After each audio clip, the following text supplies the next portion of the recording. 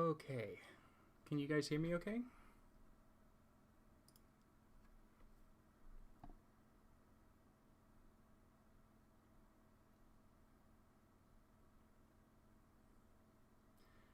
And just looking at the chat, if you guys can hear me okay, for Sandy, no, this is the very first time streaming the creation process. So this is a first, very much a first. But hi everybody. Okay, cool. You can hear me. That's great. Great. Okay, cool. Well, I'll just go ahead and start working, and I'll do little chats here and there while I'm doing the stuff. But I'm here to answer questions if there's anything that you guys would like. I'm on the low side of the audio. Let me see if I can get that fixed. Let's see. Microphone. Alright, I upped the gain a bit. Is there anything I can bring it to stand on to make it... Oh. That could help. One sec, let me try something.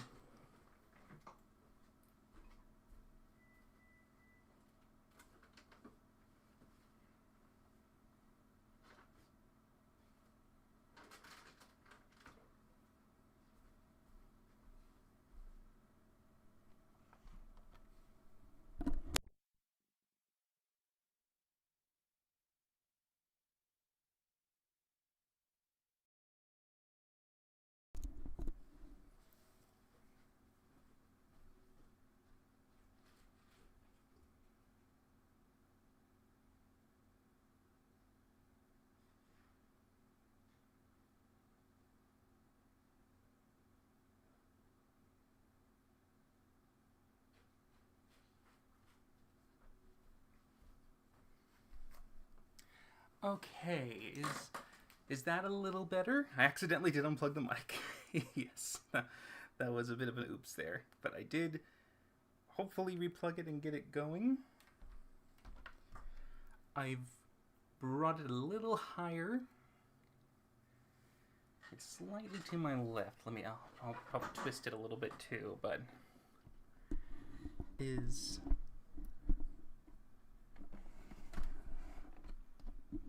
Is that a little better? Do I sound somewhat more audible? Clear? Words.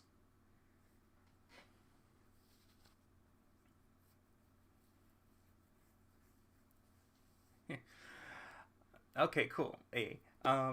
Great. All right. Okay. So sorry about that. So let's see. First question that I did see there was from Happy Daydreams. How can you draw so beautifully in your animation and also beat that extremely fast with your videos? No, I got a just to quickly before I answer that, I've got this little monitor table prop thing. It's the one where you can put a monitor on top of it so that you can slide your keyboard under. I haven't had to use this thing in a while. It's been sitting off to the side because I have a different desk, but it raises the mic. It's a little big, but it works. So let's see. For the question that you asked, what usually helps for me to get them out faster is I will try to use a lot of like pre-planning. So if you ever look at, like, for instance, the storyboards, one of the things that I'll do is I will actually map out the different scenes, and anytime I can have a scene that is the same camera angle or the same shot, but it appears at different moments throughout the video timestamp, I'll use them in a way to space them so that they can be recycled. So it helps to save me on having to redraw a lot. So if there's something that can be like cut back and forth, it will make it so that I don't have to do less drawings that way, and I can be a bit more efficient with like expanding the scene or the time that's covered.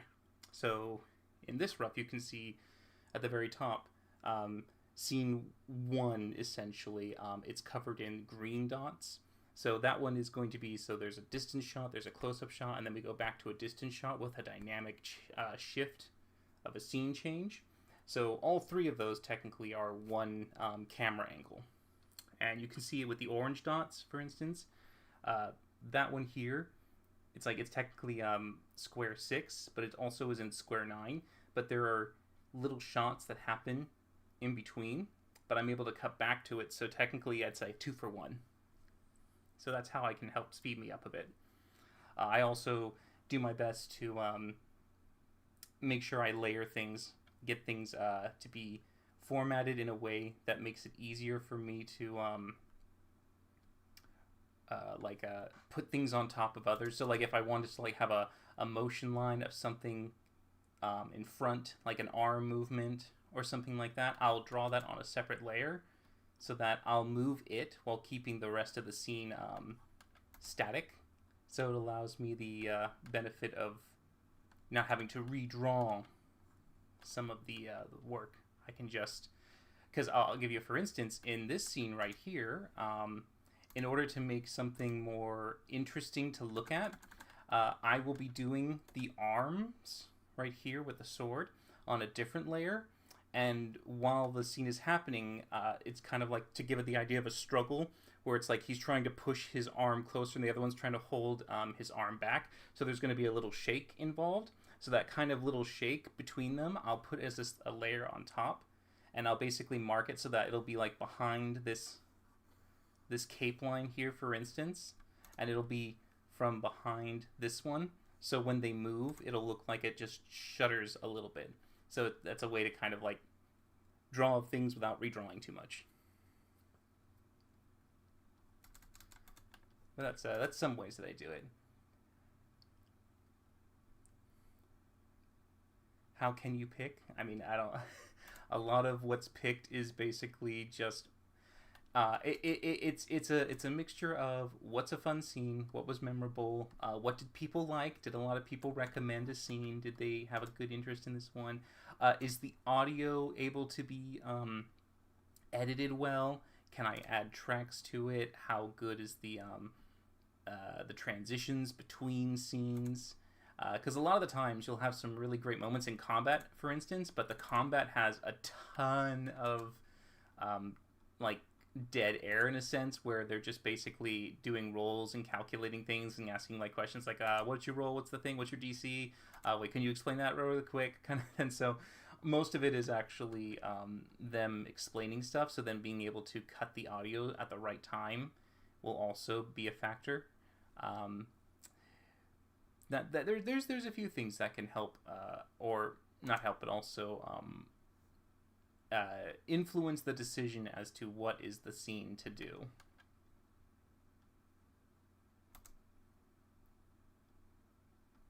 So, but that's just some ways I help try to narrow it down. Thanks. I'm glad you liked King Gus's sketch. He was very intense when he was actually introduced into the battle, and I was like, oh, okay, I'm so glad that I got a chance to draw him while he was actually being in the scene. But then after I drew him and posted him, it was just like, he's down, he's taking a ton of damage. I'm like, oh, don't you dare die already. I swear to God, if you die already, that's going to be so bad. Because it'd be like, oh, that worked down the drain. But it's fine. It's like, I'd still enjoyed getting to depict King Gus, but it was one of those moments where it's just like, oh man, no.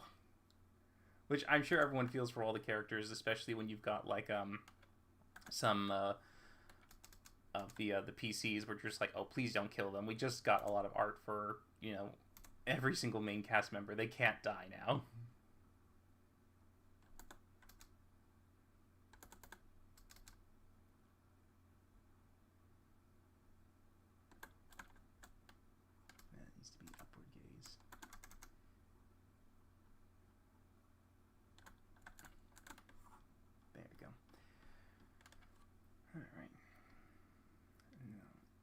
Another demonstration of how I will kind of like make things a little easier for me to get some motion. You'll see here I have put his face on a different layer, and what I'll be doing is I'll need to actually go ahead and eliminate the stuff that is not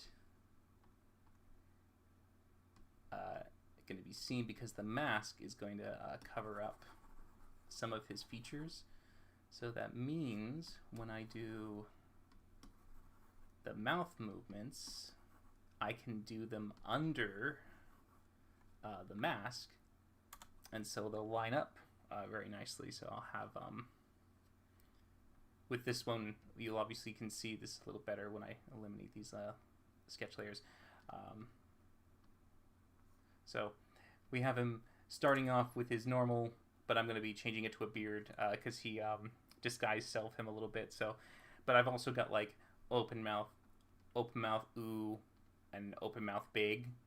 So when we have those moments where it's just like either thou or I or both must die. You know, these little ones I can shift between for when he does his words, so that way I can get like a bit more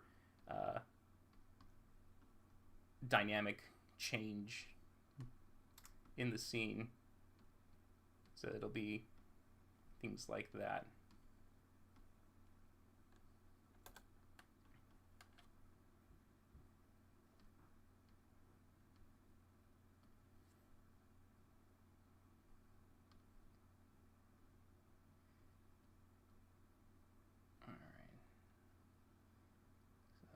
Thing is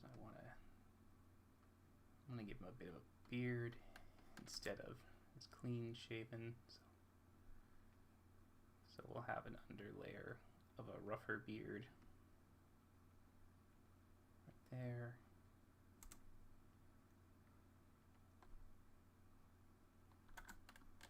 And carry it down to here. And then I'll take that and I'll apply it to all the other layers so that his lower jaws will be uniformed.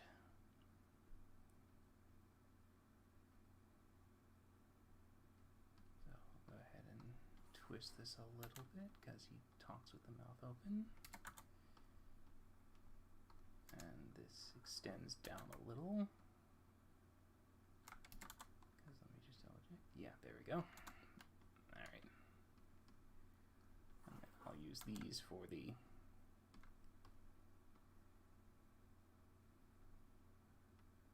set. Alright. Then you see like little tricks like that, for instance, can help speed me up by implementing certain copy pastes and tiny line adjustments, and by just getting the planning ahead of time, I'll be able to speed up a little bit in getting them out. All right. There we go.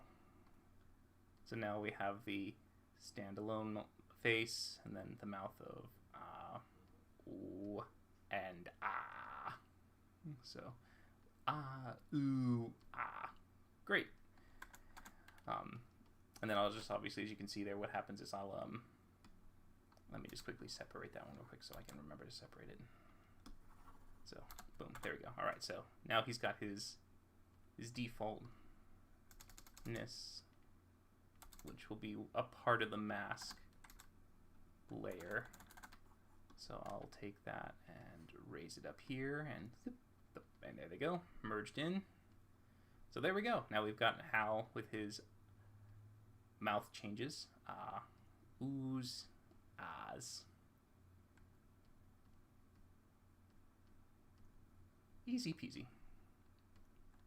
Yeah. And that's just some of the way you can get the fast motion in.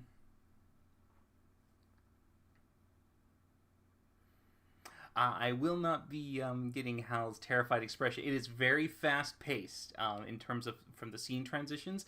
Finding the time to do all of the little bits is really hard to squeeze them in.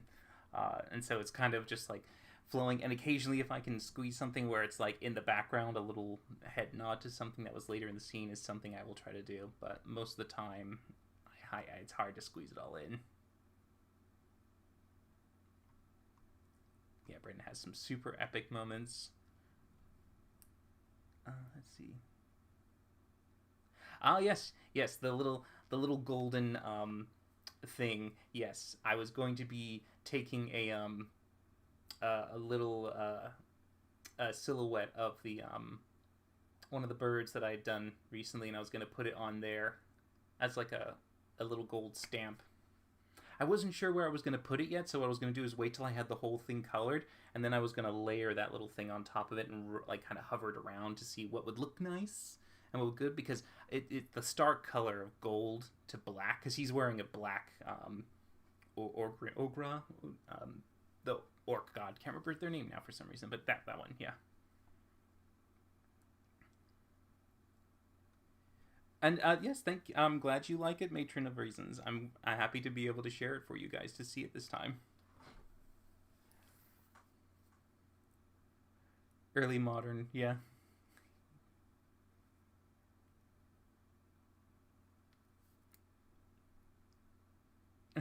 A B-roll of Iuyawa. Yeah. Um, we aren't. I won't be able to get the wink of Gus in there because it ends on a specifically different point in the scene. It ends right before it would get to that. Um, I wanted to end on a bit of an oomph moment. So there's a teeny bit of a focus on Gus going full rage. So we'll be able to see Gus's badassery. Uh, that's where it'll cut off. It cuts off right at that point. But we do see Murray. So we will have Murray in the animatic, and which is interesting because if you technically go by like what you would see visually, she's invisible for this whole time. And that was the thing I was wondering about, going, do I just do her as like little white outlines and she's completely transparent? Uh, it's like there's these like ways of how do you portray invisibility without it being like too difficult to see, or is it too much if you add a little bit of like a faint like transparency, like pale white or pale blue or something like that, to indicate she's see-through but she's invisible. But yeah, she definitely is one of those where it's just like, oh well, how am I gonna do that? And so, but she'll be there in the scene, but she will be a slightly transparent background figure in a sense, but she gets a moment, and it's a little bit of a nod to how when Gus eventually sees her, she's just like, oh, and she gets that little flustered moment of, oh, I got a wink. So we're gonna get a little bit of Murray being like, ooh, hello, you know, and having her moment there, which I think will be fun. But let me just quickly pull out something from the kitchen real quick. I had an alarm that went off, so I'm just gonna quickly handle it. One moment, please.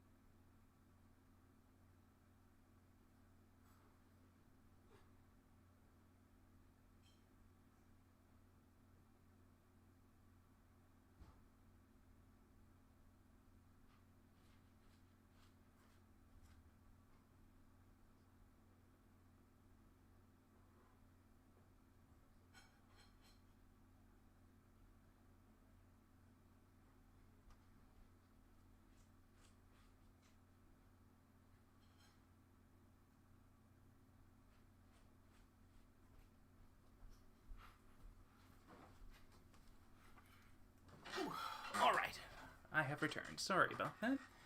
Who says fighters can't rage, right? Yeah. They're definitely they're able to get mad. Where they get the buffs from it, that's another story. But they're definitely. Is it Ogrash? Is that the name? Okay. All right. I think this campaign would make an amazing animated series for sure. I really do enjoy the characters, the world. I mean, even when Brennan did Calamity, that was amazing. And again, also hoping that from what they had hinted at, that will be a movie, I think is what they were potentially like teasing us with, is that it could be a movie. Because that was, again, Brennan doing some amazing DM moments.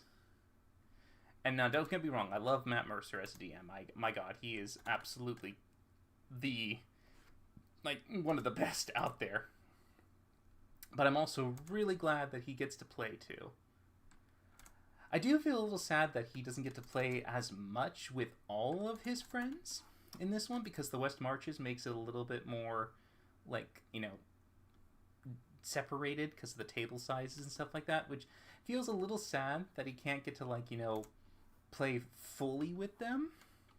But, I mean, it does seem that they're mixing it around a bit, so maybe he is getting a little more chances to pal around with everybody here and there.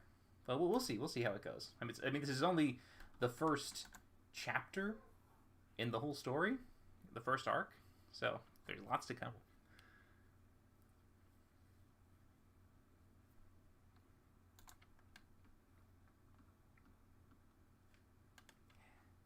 And hey there, hey John Morova. And anyone else who's jumped in, welcome. Thanks for coming by. I hope you enjoy just watching me work on the animatic, as well as answering any questions and giving you some insights to the process, as well as to the scene that's about to unfold for everyone.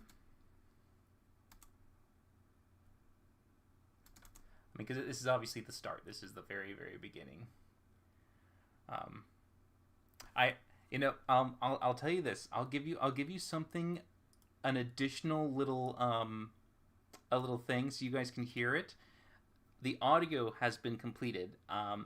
So this is just a little brief bit of where we get what this scene is. So you can actually hear some of the accompanying music and the sounds that come with it. So this is the start. Either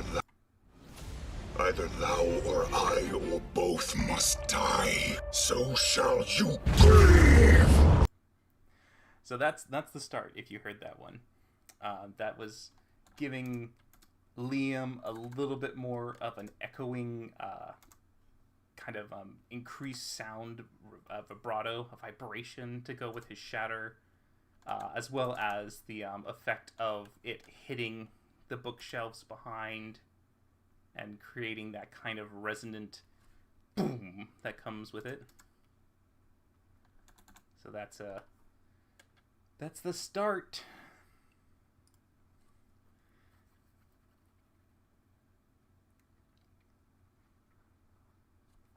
I'd be interesting if Matt moves to another group. I'd be curious if they are going to shuffle the tables.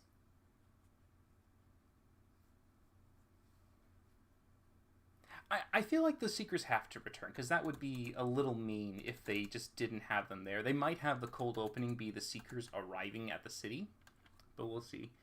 And hey, RM Fox, welcome. How are you going to visualize the concentration loss going ice or something?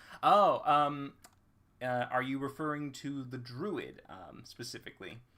Because the Nama, he just gets blown. He's just boom, hit. Let me just I was just making sure I had making sure to know how to layer this one, because the arms are going to be on a separate layer, so I have to make sure to finish off the parts that would be moved around.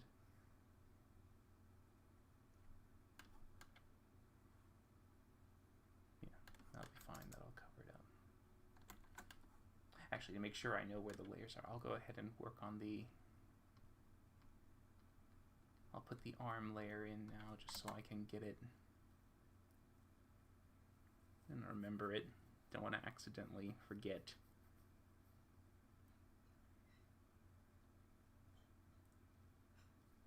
Alright, there we go. Because I mentioned a little earlier, one of the things that we'll be doing is making his arm that's holding the sword jitter slightly with the Nama's arm, as if they were struggling to get it closer and he's being pressed against it. So those will have a little bit of a motion kind of jiggle here and there. So in order to do that, I have to make them on a separate layer from the rest of the body background so that when I shuffle them around, it doesn't bring up some empty space here and there.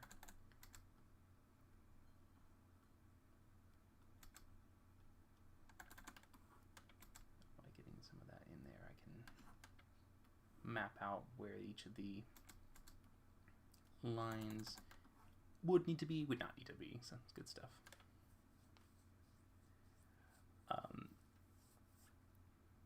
Yeah, but I'm not seeing RM Fox repeat the thing, but I'm going to assume what you were meaning is if you're referring to the druid, he does get he has a slight eye change where he gets a blinked out no pupils, and then pupils return would be his way to indicate that his charm condition has ended. But that is in not exactly the next scene, it's the scene right after. So there's one more scene before that happens.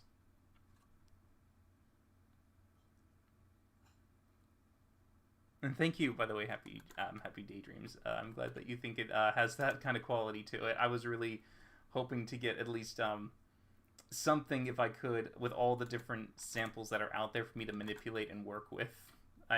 That's the thing. I have no proper library of sound effects. I don't have any of the Foley artists' full toolkit to be able to really play in some of those great sound effects. But also, I'm also using some very, very low-end software. Very low-end software. I'm using Audacity for all the audio because it's free. All I can afford is free. But it works. It's fine. I mean, again, this is something I've never really actually done properly. So I would definitely say that because I'm not a professional by experience. I've not been in this industry as like I've never been employed in it, and my my college degrees and stuff like that, they have not been in cinematography, film, animation, none of them. So I don't have any what you would call background that would at least have said this is why I might have had the tool. I could have picked up the software in college, or I could have got the software from a job or something like that. So I'm all on my own. Just whatever is available for the masses.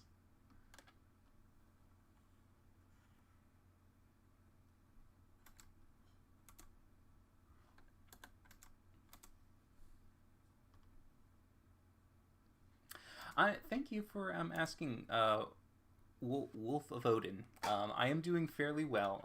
I've just been keeping and catching up with a lot of the work and with real life and sleep and getting everything organized to make it all come and end on time. Finish up the next episode to be ready for 26 for the Convergence. And oh my god, I don't know what's going to happen there. And geez, I don't know how many characters are...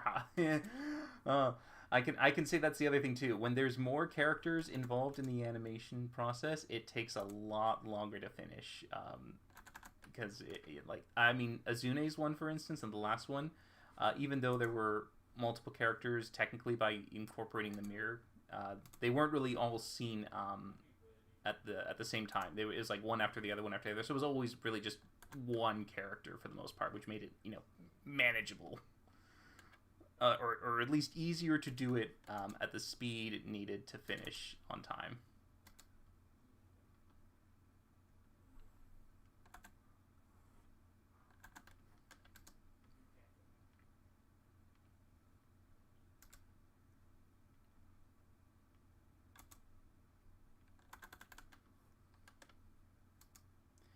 Do I have a favorite table or a favorite character so far in C4? Favorite character, favorite table, favorite character, favorite table. Okay, well, for tables, initially the soldiers were taking the top 100% because they were the first and they were the only ones that we really had any kind of info with. And then when the Seekers came in, I still thought the soldiers were a little stronger in general, but to be fair, there were plenty of amazing moments that I absolutely loved with the Seekers, like what's it called? The bridge scene, the bridge fight with the now nicknamed Team Prophet. I thought that was so funny. I was laughing so hard with the amount of failures and silliness that was coming from the sisters being unable to not only like land a hit, but also to just like fail miserably on figuring out that none of these are the one you're looking for, kind of thing. It was so great. That little like combat was probably one of the funniest ones I'd ever seen. And then this combat for the Schemers was really good. It had humor, it had intensity, it had drama. You had a lot going for it. So the Schemers' final fight was just intense. I loved that fight so much.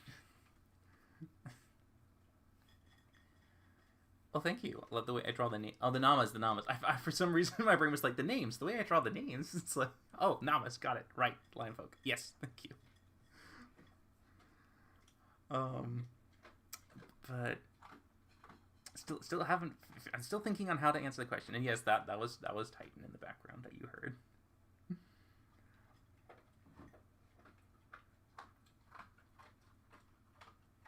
In this ALR, yeah. Mm-hmm.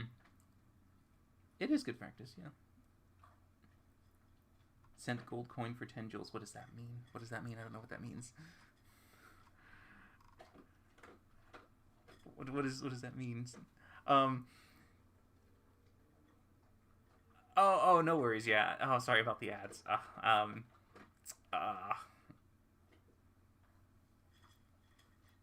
Yeah, the bridge. This bridge is bad. Amity, this bridge is bad. Yeah, it really was bad. But so great. Alright, so this definitely comes into here. Okay. Alright, so now I have my arms on a layer. So then we'll just have to make sure that this connects to here. Okay, great, that'll be fine. Alright, let me see. Just want to make sure I didn't miss any questions as well. Okay, so yeah, so still have to figure it out. Is the Benny Hill theme in public domain? There's your... I have no idea. I really don't know because I swear I use things that are copyright free. In the last stream, the last two streams that I started with the bird designs, I looked online. They said, oh, what can I use for music to play in the background? It's like, well, you can use the YouTube library because it has a bunch of copyright free stuff. Ha ha ha. No. It was just like the instant I played it, then like 2 days later it just goes, hey, now you just played some music that you weren't allowed to play. We're going to punish you. And I'm like, but you told me it was okay. So it's hard to know exactly what is and isn't okay with the YouTube algorithm, especially nowadays because a lot of it is influenced by the AI that kind of does a very shitty job of determining what is and isn't allowed. So it's kind of one of those things where I try to err on the side of caution as best I can, just to be safe. It is also why in the Azune one, when he's looking in the mirror, so I used the playlist that Luis had given us for Azune, and it was the one for Stay Alive, which is I believe in the middle. If you wanted to look for it. Oh. You're okay. I guess he thinks I'm talking to him. Yeah, you're okay. I know, but you're okay. It's okay. You don't need to worry. Okay, I guess you want to worry. What are you worried about? What? Oh, wait. Do you need more food? You want more dinner? Oh, maybe. Okay. Well, you're right behind me. don't want to scare you. All right. I'll get you more dinner, okay? Okay, gentle turns. All right, there we go. I'm just gonna put some more food down. Okay. All right.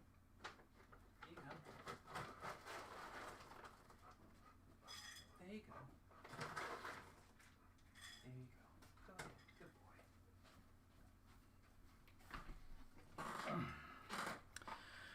Sorry about that. When a Malamute tells you it's food or feeding time, then yeah, you give the dog the food.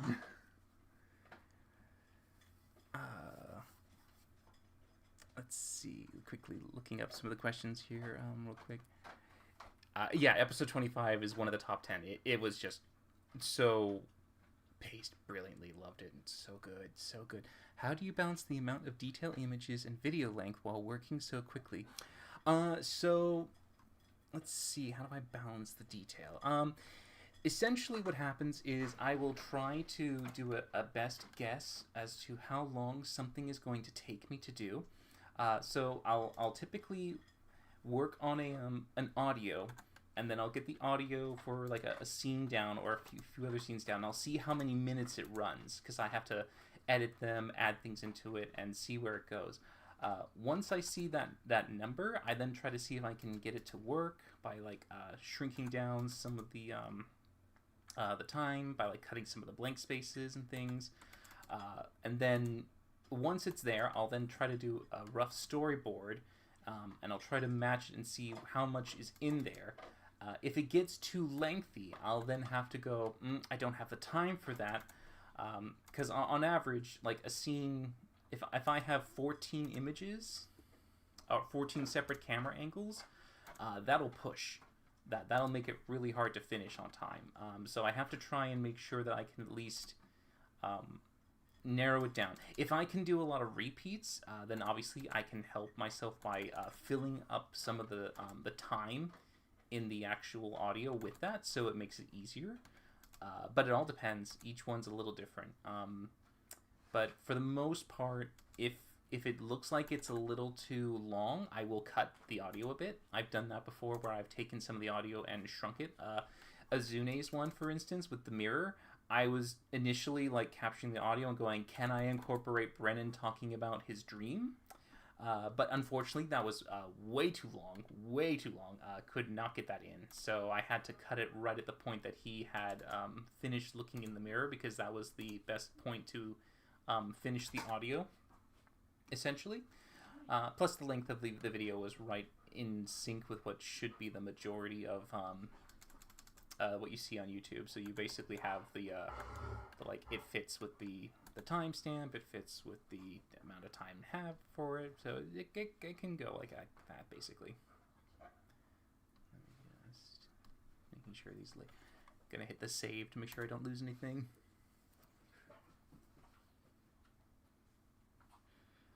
I still also have not picked the favorite character or table yet. That is, I'm still debating.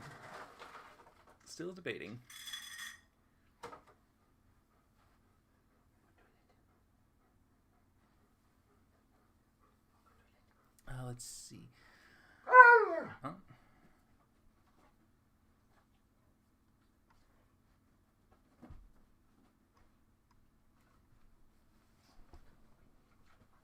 Okay, looks like Titan has chosen to settle down on his memory foam doggy bed. / it's a memory foam sheet that is now the dog's doggy bed.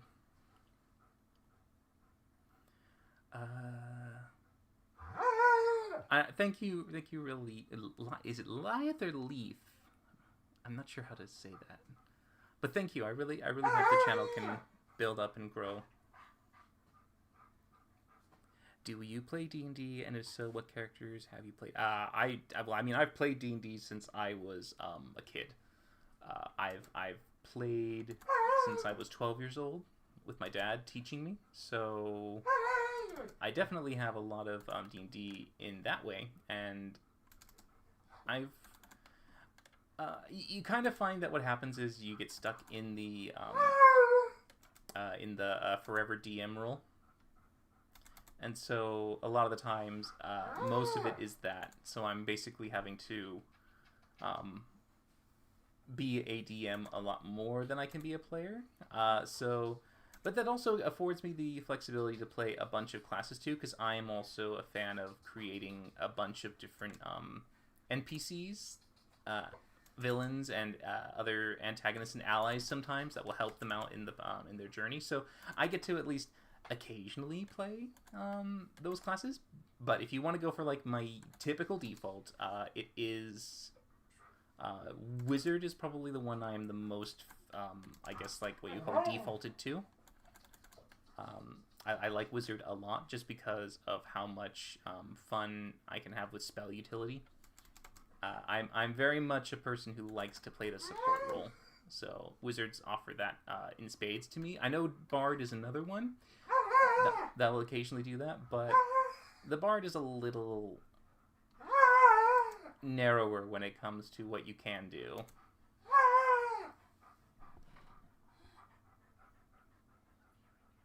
Sorry for how loud Titan is. I know he's very chatty right now. Hopefully the mic isn't too gainy for it.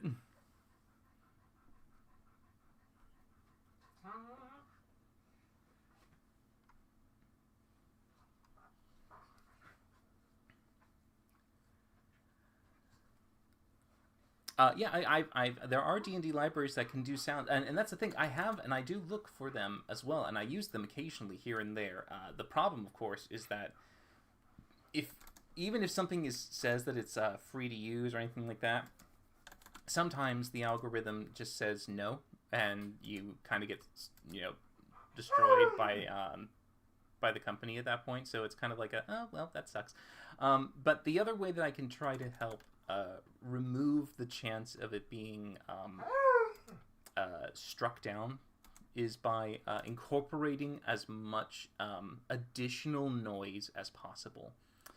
So this includes like background sound, ambience, other effects. Like for instance, when you're doing this and you have the dialogue that comes from the Critical Role cast members, that's enough to essentially make it so that it is not classified by the algorithm as you copying a piece of music. So it has enough of a difference to it. But every time there's a quiet moment, or if there's a moment that essentially is like where there is nothing else but the background music playing, that's when you have to be very careful, because it could potentially come through and the algorithm might just go, oh, wait a minute, and just go, wait, and it analyzes those like 3 seconds and goes, that I recognize that. And even though it says it's royalty free and copyright, I'm going to say no. And so it happens sometimes. But it's okay. It is what it is. Just gotta learn as you go along.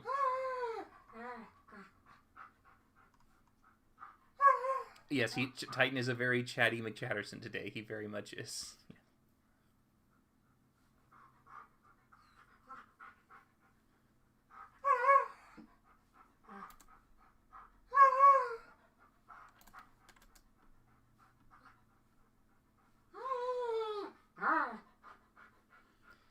Still can't think of a favorite character.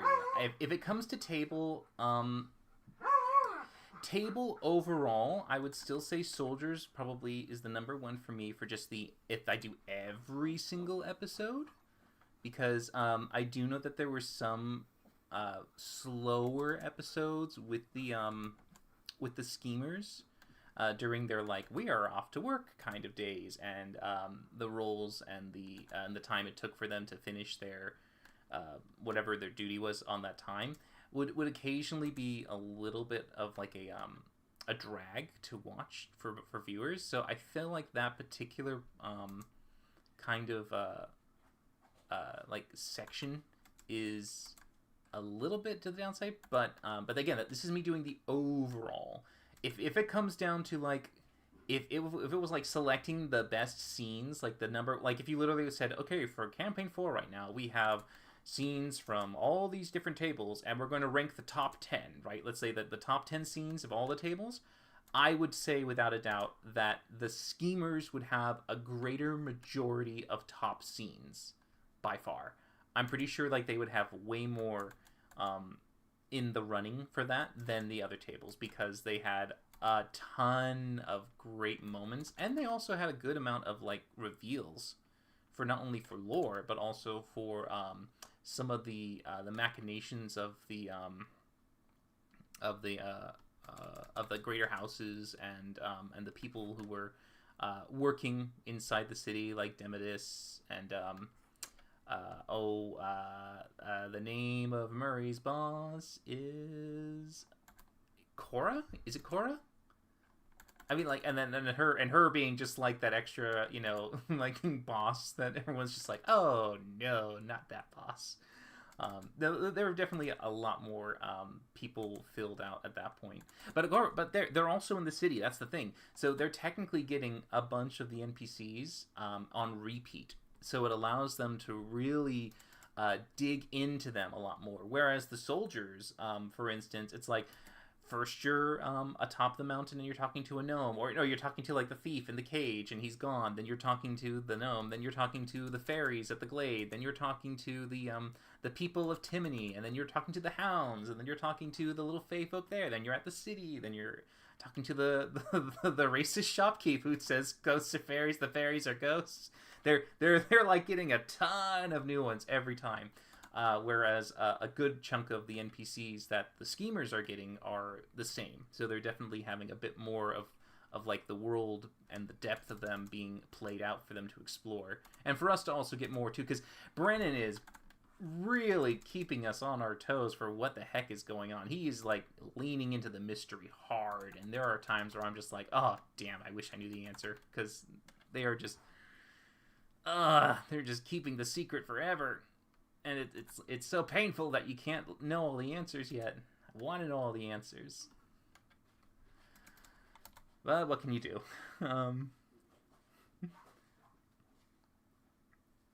Oh yeah, Titan. You need noise? I got you. Yeah, that's for sure. Use this free sound. And Titan is a Malamute. Yes, he is a Malamute.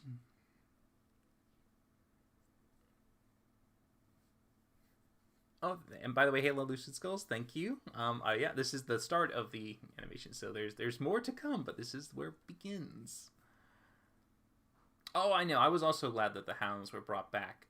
They definitely were an amazing addition. I thought that was like one of the best NPC decisions to have was to make the Talking Hounds, and the way that they've lore-wise existed. It was a very curious and intriguing mystery that got solved fairly quickly. Thank you, Brandon. Because initially it's just like, is it a druid? It's not a druid. Is it an awakened animal? Is it a what? Oh, it's a reincarnated knight who wanted to serve the king past death, and so they got reborn as hounds. Oh, it's like, yay, now we know. I like that it took maybe 1 or 2 episodes to finally get that answer. It's like, yay, an answer. Direct, definitive answer. But no, I thought they were great. I think the Hounds are a phenomenal group of NPCs, and so glad that none of them got unalived in the fight. Because oh man, the joke of Brennan and dogs. But yeah.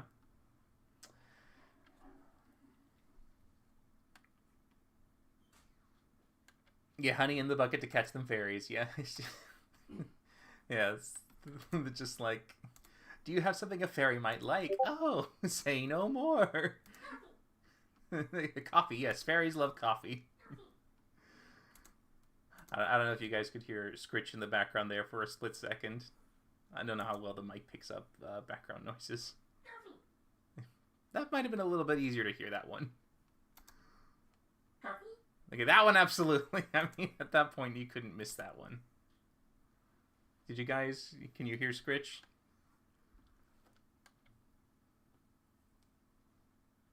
I know there's a delay on the mic, the pickup.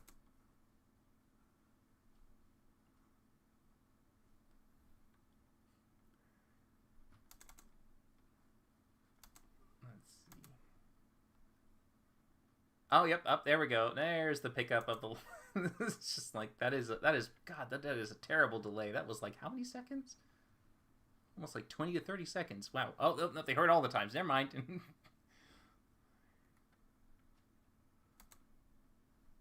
Anyways, everyone, that Scritch, by the way, as I'm sure you all should know by now, Scritch is one of my Scritch is the mascot for YouTube and is done by one of my best friends, my absolute like partner in crime for so many things, for the channel, for life in general.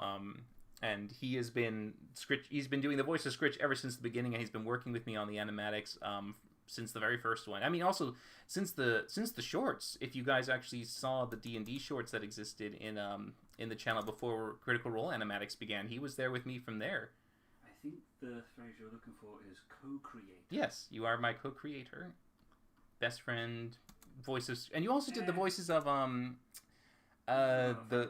You did the wizard too, and a few voices, and the hobbits or the halflings. Yeah. Hey, what was it? You sure you don't know? It's the line that you said for the Hobbit. Are you sure we won't be needing the eagles or something like that? And then fly. You fools, we walk. Yeah, that's it. But he's also he plays D&D with me as well. He's also been a DM and a player in those. Yeah.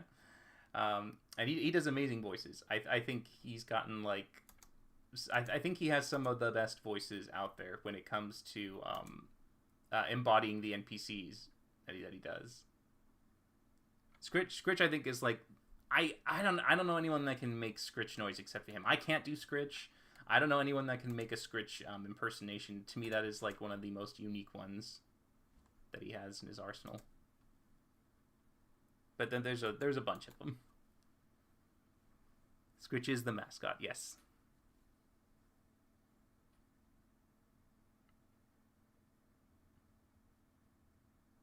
The Kobold Bills. Yeah, I mean, poor Scritch gets like thrown all over the place, struck by lightning, attacked by ghosts. Yeah, I think that's the risk of being a kobold in general. You're going to be subject to a ton of dangers that might come your way without you really wanting them, but that's the joke where it's just like that's why their lifespan is so short. It's because it's not because that their lifespans are short naturally. It's just they get killed so quickly all the time. They are so puntable. Yeah, they're so easy. But I still like the idea of making them more like rubber, so that they're a bit more durable, squishy. They're immune to bludgeoning damage. It's just everything else that gets them. Yeah, that'd be good actually. I think that should be a change in the monster manual. Give them immunity to bludgeoning. If slimes can have it, why can't they? I think the slimes have I know some of them have like immunity to slashing damage, and when slashing happens, they just make more. All kobolds should be hybridized with plushies. They're immune to bludgeoning damage. Oh yeah, plushies. We still need a pin plushie. That's weird. I can't imagine a character that's technically the embodiment of my personality being literally something someone hugs. I mean, I think Scritch as a plushie is adorable to imagine. Scritch is adorable. I'm a grumpy, hideous old man. Well, now that's making me think Sword in the Stone quote there. I guess it kind of came. It's just a whole. I'm an old man, an old human. Well, I don't know about human. Well, I mean that's debatable for all of us. I am a fucking creature, that's for sure.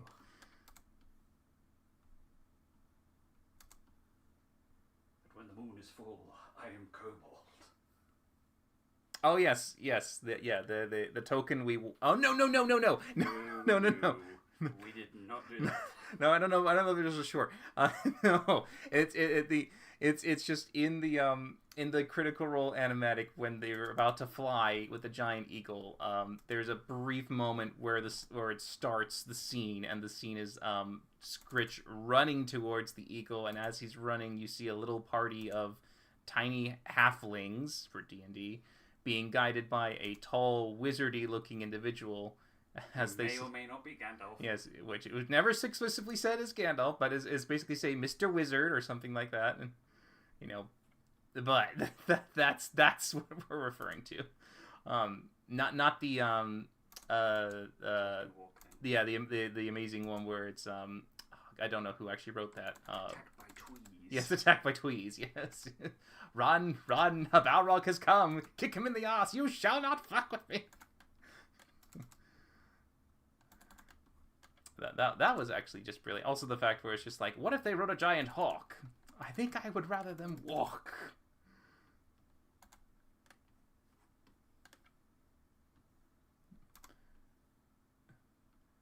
What a magic quest. Fellows on the Fellowship doing what they do best. How do you remember that shit? Songs are easy to remember. I struggle with remembering lines, but then you're just like pulling out lyrics from some it's a random YouTube video. It's a song, so it's a lot easier because you know things have to rhyme. There's a melody, you have to keep to the beat, so the words have to be obviously in sync with it. So it makes it a lot easier to like know that it's like it has to be this word or this word because it's the only word that fits. You know. It is too warm in the house. Oh, do you want to pop the AC? This kobold is going to turn on the air conditioning. All right. I thought kobolds would love the heat. Not this one. It's okay. It's no worries. It's all right. How dare you get it wrong? I love the dad. Oh yes, the dad and the son candle. Yeah, he found that one. An absolutely adorable little clip of the what do we get Mum for a gift? Well, actually, funny enough, I discovered that the so-called quote-unquote son is actually the guy's daughter. Is it though? Yes. I can't remember if that was like. No, it's a legitimate girl. It is because I know that people were saying that it was a girl, and some people said it was a boy, and it kind of went back and forth, back and forth. There's a regional accent in the UK, and when you're that young in the UK, you all sound like one another. I should know I'm from that place. Are you? That dark place. Not that specific place in the UK, but certain regional accents, even when the children are very puntable, they all share the very same tone and sound. Yeah.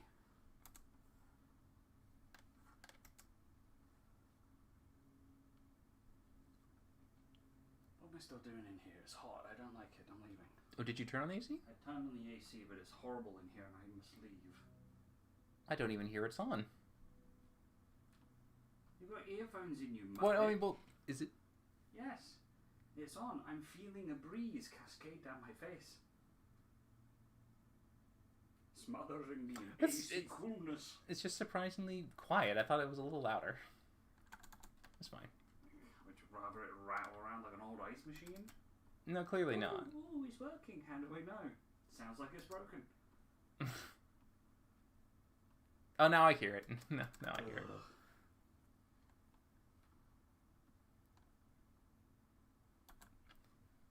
And hello, Mr. Dark.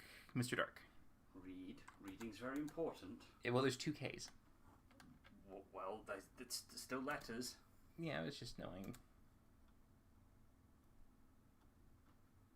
Well, you won't be able to make out the scene because someone has a tendency of zooming in far too much when they draw.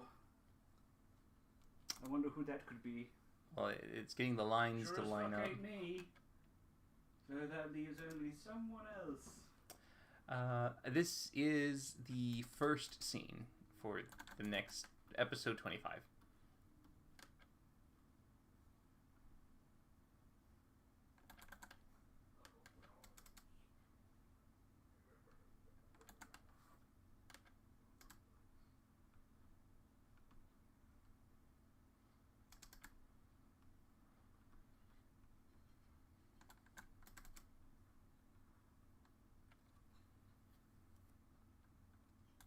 Yes, as what? Yeah, Gwen said yes. Oh well, he just went back to his room to sit down, I think. But yeah, he was standing off to the side when he was here. Um, but I mean, like, it'll probably be one of those things where I would say the next time it would actually be proper to have him be maybe like in a mic chat. Probably would have to be in a Discord, I think. That way you could get a clear sound at that point. Make a lot of sense. Oh shoot! Sorry, I just see what. I just saw the super thing come up. Thank you, Unknown Valor. Thank you so much for cup of coffee. That's a lot of work. Yes, coffee was all the rage previously as Rich came in to make some coffee or to talk about coffee. Oh, thank you. That's very nice. I really appreciate it. Helps a lot. Honestly, really it helps a lot. Everyone's like support here, especially in that, is super appreciated. Really, really appreciated. Thank you. Um, and by the way, yeah, I'm also if you do like this, give it a thumbs up if you enjoy it. And let me know if there's anything you'd like me to answer. I'm happy to give as much little insights as I can in regards to the process or anything that happens. Or if you have any questions in general for me, I'm happy to answer too. I still have yet to answer the one question of favorite character, which is very hard to answer. But what I can say, which would probably be a little easier, is to say which is the easiest character to draw. So my favorite for that is the fact that it's really quick to draw them. If I went by which is the easiest one to animate, it would probably be oh, I'm just going through all of them. That's man, they each have their own like little itty bitty difficulties on their own. It's not like they're all. There's not like one obvious answer. Oh, of course there is. Yes, there is one obvious answer to a degree. There, to some extent. The easiest one to draw is Valus. Ashley's Valus. She is the smallest color scheme. She's got a very narrow color palette to work with, so it makes it easier.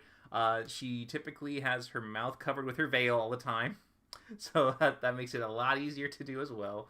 But she does have chains, and having to do the chains occasionally would be a little delay for chains. Thimble is not as easy as I would hope. She's a little bit more difficult to do just because she is she is asymmetrical in her design. She has different boots and different gloves on either arm, and you have to make sure to match that accordingly. And the button is on one side versus the other side, so it's a little like, yeah. Belair does actually have facial expressions. That's a funny thing. As a mask, he is described as being able to still show expressions. Like, he can move it like the mask, like Jim Carrey. So he can actually create some minor, like, eye movements and some mouth movements. He described it specifically like that, as if it was like an additional face that could still interact. It is less so than the others. I like to make sure that he's kind of similar to Jim Carrey when you're wearing the mask, so it's like there is some movement, but maybe it's like not as much for the eyebrows, not as much for the cheekbones and stuff like that, and the mouth might be the biggest part that moves when he talks. But yeah, that's from me if I remember it correctly when it comes to how Taliesin described Belair when he first mentioned him. And when he first tried to play off the idea that he, quote, said, "This mask was something I touched, and now it is permanently stuck to my face," and then eventually going within, like, session 4, "No, this is actually me, I am the mask." But yeah. The wings are not as bad because I took the time to actually plan out and draw all the wings separately. And so essentially it is a copy like a copy and a paste kind of thing. So I look for the wings, I do them for the certain angles that they are, and then I insert them whenever she's flying around. So the wings are really easy for Thimble. Not too much of a problem. But yeah, I'd say Velas is definitely the number one easiest, just because her color palette's really easy and her outfit is very simple. She doesn't have a lot of design on her outfit, no color changes, nothing like that. How long do you? Sorry. Now I'm just reading the question above, real quick. You may have said this, and I might have missed it. How long do you plan for this animatic to be? How do you decide what gets cut versus what stays? I feel like it's so hard with the density of a live play. It is hard. This one is actually a lot shorter than the Azune one. Azune one was quite long. That was like almost 3 minutes.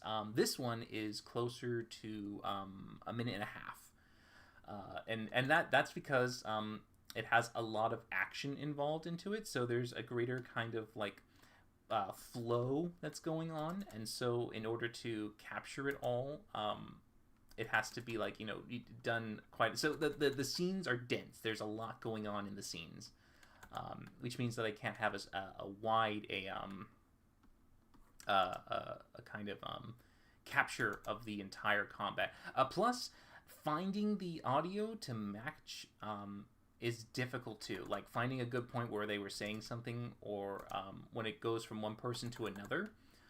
Because I have to cut, because there's like a bunch of moments where it's just essentially dead air, or it's like this happens, but then it goes to someone else kind of thing, and finding the way to actually grab the audio from the recording and insert it into the Audacity, and to manipulate it so that it sounds natural and it goes flow. So that can also be a determining factor at times when it comes to what is the plan for the timing. And also, it's also what I have time for. If I can't finish something in time for, like, this one, thankfully, there's a bit of a extra week because of the break that they're having. So I have a little bit of extra leeway, which saved me a lot, which allows me to play a bit more in the in being able to draw stuff out. So I'm adding a bit more action in this one. So there's more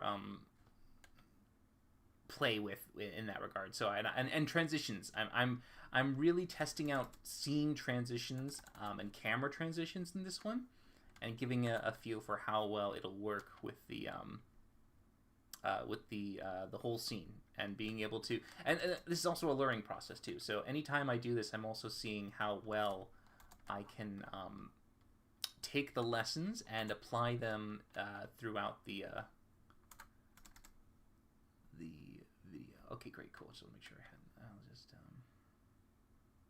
have to close that one off, because the mouth will be coming above, and then because the mouth will be there. Okay, so then if I cut it to here, that'll be fine. So what you're seeing right now, by the way, is me planning out how to get a solid silhouette. There we go. See, so that's a solid silhouette that I have, and so with that, I now, for instance, can play around with other effects. So now you can see like how the since the mouth is separated, it can now be interchanged, and I'll have it in a different layer. So when I swap out, it'll look like it swaps and moves without having to draw much of anything else. But to obviously to not keep the characters static, I have the arm here, and the arm is going to it's going to jiggle slightly. So like, to give you an idea, I'll just do like this, so you can kind of see what'll happen. All right, so when I do some like things, watch. So it'll kind of let me just line it up a little bit so you can see it. So it'll do things like,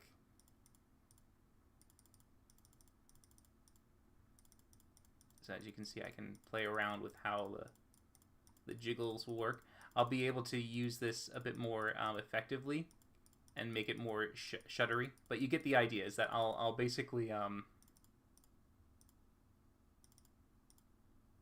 be able to,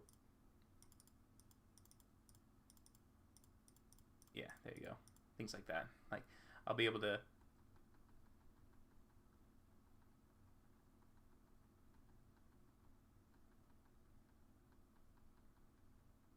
yeah. So that's how I can incorporate some minor movements essentially in the scene, so it doesn't look too static when they start to take life into it. Have I seen the clips of Sam Riegel getting asked by cosplayers to post multiple pics of Wiki? Yes. The fireside chat where they're asking, like, could we get the other side of his face? And I'm just like, in my book, I'm like, you have tattoos on one side and that's it. That is it. There are no tattoos on the other side. It's just a one. Because that's how I've been drawing it. But yeah, I have. There's a lot of mysteries in C4, and one of them is that, and God only knows we'll actually get the answer. Yeah, she has mismatched boobs. Thimble is, she's a bit of a kind of like a more dynamic design than Pucky Brewster. Yeah. The hardest to draw and animate? Astropandas 7147 asked, may I ask which one is the hardest to draw or animate? The hardest to draw or animate would probably be looking at the references of all the characters so I can know.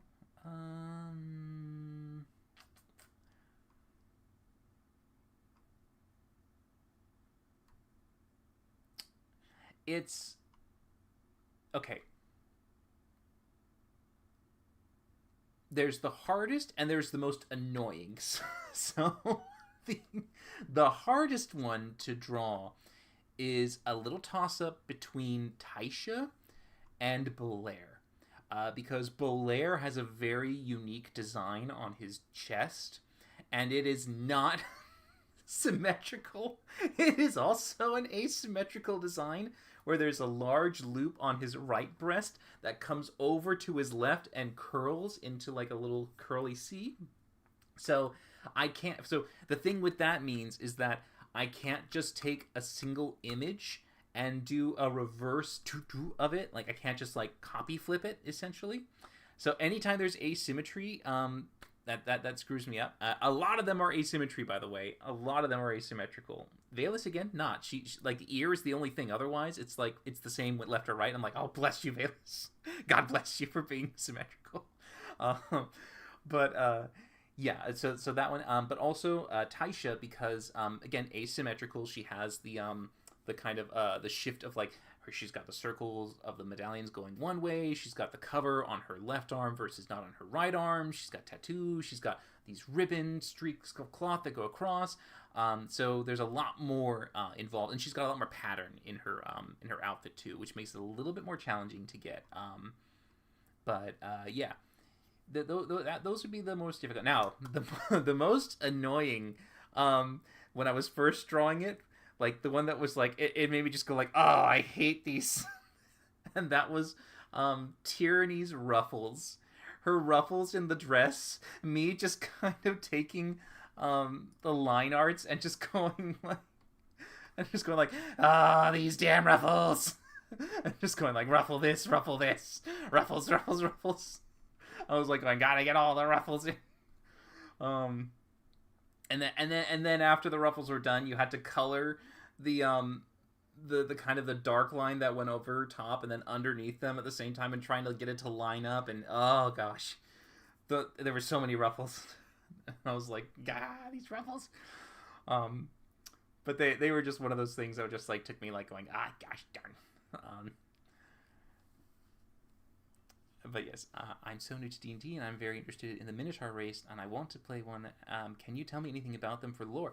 Minotaurs, those are a lot of fun, and it depends on which world you're going for. Theros and Faerun and Exandria all have different variations of the Minotaur, where you would basically have to know what the world is that you're going to be going into. A lot of the default has been around them being, good with memory, good with the labyrinths, being powerful, muscle strong. So I think they have like the powerful build and stuff. They have the natural weapons. The best thing I could say when it comes to Minotaurs is that if you have a natural weapon, that's great for being able to use them. So if there's anything that allows you to play with natural weapons, that can be good. But I honestly am also a believer that you don't need to have an optimized race for whatever class you want to play. I say just go with whatever feels nice and play it. Even if the odds aren't in your favor, like if you're not having the best stats for something to work out, that's fine. The whole point of it isn't to necessarily, quote, make you you're not supposed to be the best wizard ever. I mean, you're going to start at like level 1 or 3 or whatever. So you're going to build and become better over time. And whatever is just like the better story for you, or what like sings to you as a character for like the fun that you can have with it, I go with that over anything else. So I would say don't and don't feel like you have to follow any of the lore either too, because I think that a lot of the times your imagination and if working with your DM, you can come up with some amazing ideas that could really surprise them and you when you brainstorm. Otherwise, I'd say Minotaurs are phenomenal. I would definitely say do something that seems kind of fun to play with them as a design. If I was thinking about them in terms of like what's a cool feature or what's a cool design I can play with for them, maybe something with their like abilities with their horns. Maybe they've got some like intricate designs or some cool like spell casting component with them, or maybe they decorate them with some kind of tribal like symbology, and like it has lots of meaning behind it, and that's why they are a certain way. So I mean, just like coming up with some clever like unique to you aspects, I think are some of the best things that you can get with D&D. Player imagination is just as valid as DM imagination on so many levels. Let's see. I know I will not be able to reach Murray and the Photarch. Unfortunately, I had to cut it somewhere, and it's really funny.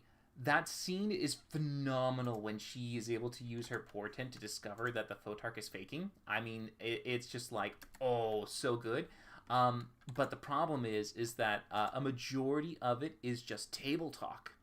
And it's them just going back and forth, and it's great and fun, and it's good to listen to, but that's all it becomes. And it wasn't able to, like, I couldn't find a good way to reasonably narrow it down and then continue on with the other segments of the actual combat. So it felt like I was unable to get the audio to sync so nicely with it for the rest of the scene.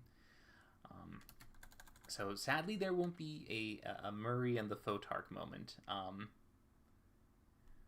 But I did love when she did that. I thought that was so great, especially because Marisha was all about conspiracy theories earlier when she was just trying to have Murray figure out what is everything, and she's just like trying, and then it's like, and then she's actually given a legit conspiracy theory. It's kind of like that version of a person going, aliens are real, and no one believes them, and then suddenly here comes the alien like, I told you. So I think that's kind of like that's the biggest dopamine hit for Marisha by far to get that. I'm so happy because she was having fun. I mean, that was like one of her like best times, like because she was out of her chair just doing all these actions, like shimmying behind the seats and everything. It was so great. And Luis was just standing like kind of fanning his shirt. He was just like, oh. Talison's arms are like way up in the air, and his expressions are like big eye wide opening. He's so into it. It was so much fun to just see the players be like 110% invested in the combat that was happening. It was so good. Gauntlet, yeah, Julian's Gauntlet. Oh, good night, Son. I'm sure you're already gone. Oh gosh, I'm sorry. Random question from episode 24 that I still don't understand. Did Izune just go to sleep looking like a Fang brother and wake up looking like himself again? Or has he had the orc look up since... Okay, so Alter Self specifically, because no one's acting... Yeah, Alter Self specifically is a ability that requires a concentration for over an hour. So by the rules of D&D, if you fall asleep, you are unconscious and you can no longer maintain concentration on a spell. So the moment he passed out, he would have reverted back to his normal form. So the Alter Self, just by mechanics, that's what would have happened. And I'm sure that would be a similar thing with him where it's like... Because Luis is very, savvy. Like, he's 100%, very conscious of the rules and how to play the game that way. So I'm sure he was thinking it like that as well when he was doing it. Just in general, if I had to gauge Luis in general when it comes to these kinds of guesses, but I think that his character was very much playing with the idea of what could be. Obviously, he could never truly be that, but he could at least for a brief period feel like he could be something else. And to obviously, take advantage of that moment for him too. All right. Okay, I think. Which, by the way, what I was working on, guys, was the background lines to make sure that it has a good. Good. The bookshelf's a solid silhouette. The background's solid. Okay. This means scene 1 has been lined. All the lines are ready to go. That means that I can obviously save it here and go to another scene to line up, because I kind of try to do it in segments, like line things, color things, line things. So it's just that best way to work it for me. Hit the like button. Thank you for hitting the like button. It's very, very minor spoilers. Very minor spoilers. Like, you know where it's going to start. I'm not going to show you where it's going to end. I'm not going to show you some of the big scenes. I'm not going to reveal anything super crazy. But the start I figured was fine, because you kind of this one, you would have no idea where it would end. It's it starts here, but where it goes, you will never know. And the next thing I'll show you is actually going to be a little fun one, because you won't have to again worry about spoilers, because it's going to be the cast in bird form. So the next little set of scenes is we're going to have the birds. We're going to do some birds.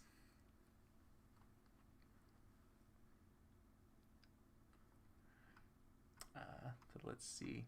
Looking at the chat so I can try to keep up to things. Murray should have got her... Yeah, I do believe Murray should have got some inspiration. I am also a big fan as a DM of giving players inspiration for doing amazing moments. If they've done something that was above and beyond. Another one, of course, is engaging people in roleplay. They tell you, give them inspiration if they do an amazing imaginative solution or to a problem. Another one that I like to do is if they RP really well, I like to give them advantage on the roll. So if someone actually took the time to really play out and logistically reason out something, I would say, yeah, give me advantage, because I thought you did such a great job acting that out. As opposed, because there's nothing wrong with doing it normally, because that's just playing the game normally. If someone just said, I'd like to try and persuade the person to, let me through, let me in, I'm a good person, I can go to the nightclub, kind of thing, versus actually saying how they did it. But yeah. Mechanically, he just cast out. Stop. Yep. Thank you. I've been eating at me.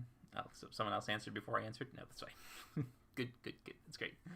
Have you had a character that you just looked at and immediately thought would? Because I have so many times.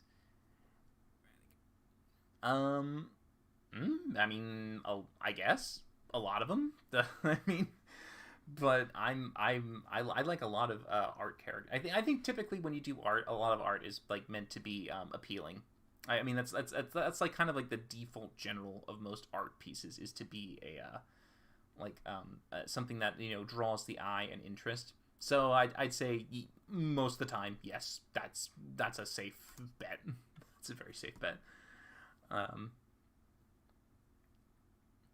had the same reaction as everyone clicked to the scene. I also think this like confirms that House Halavar is working with Dakotas. It's a curious question, as if are they? I don't know.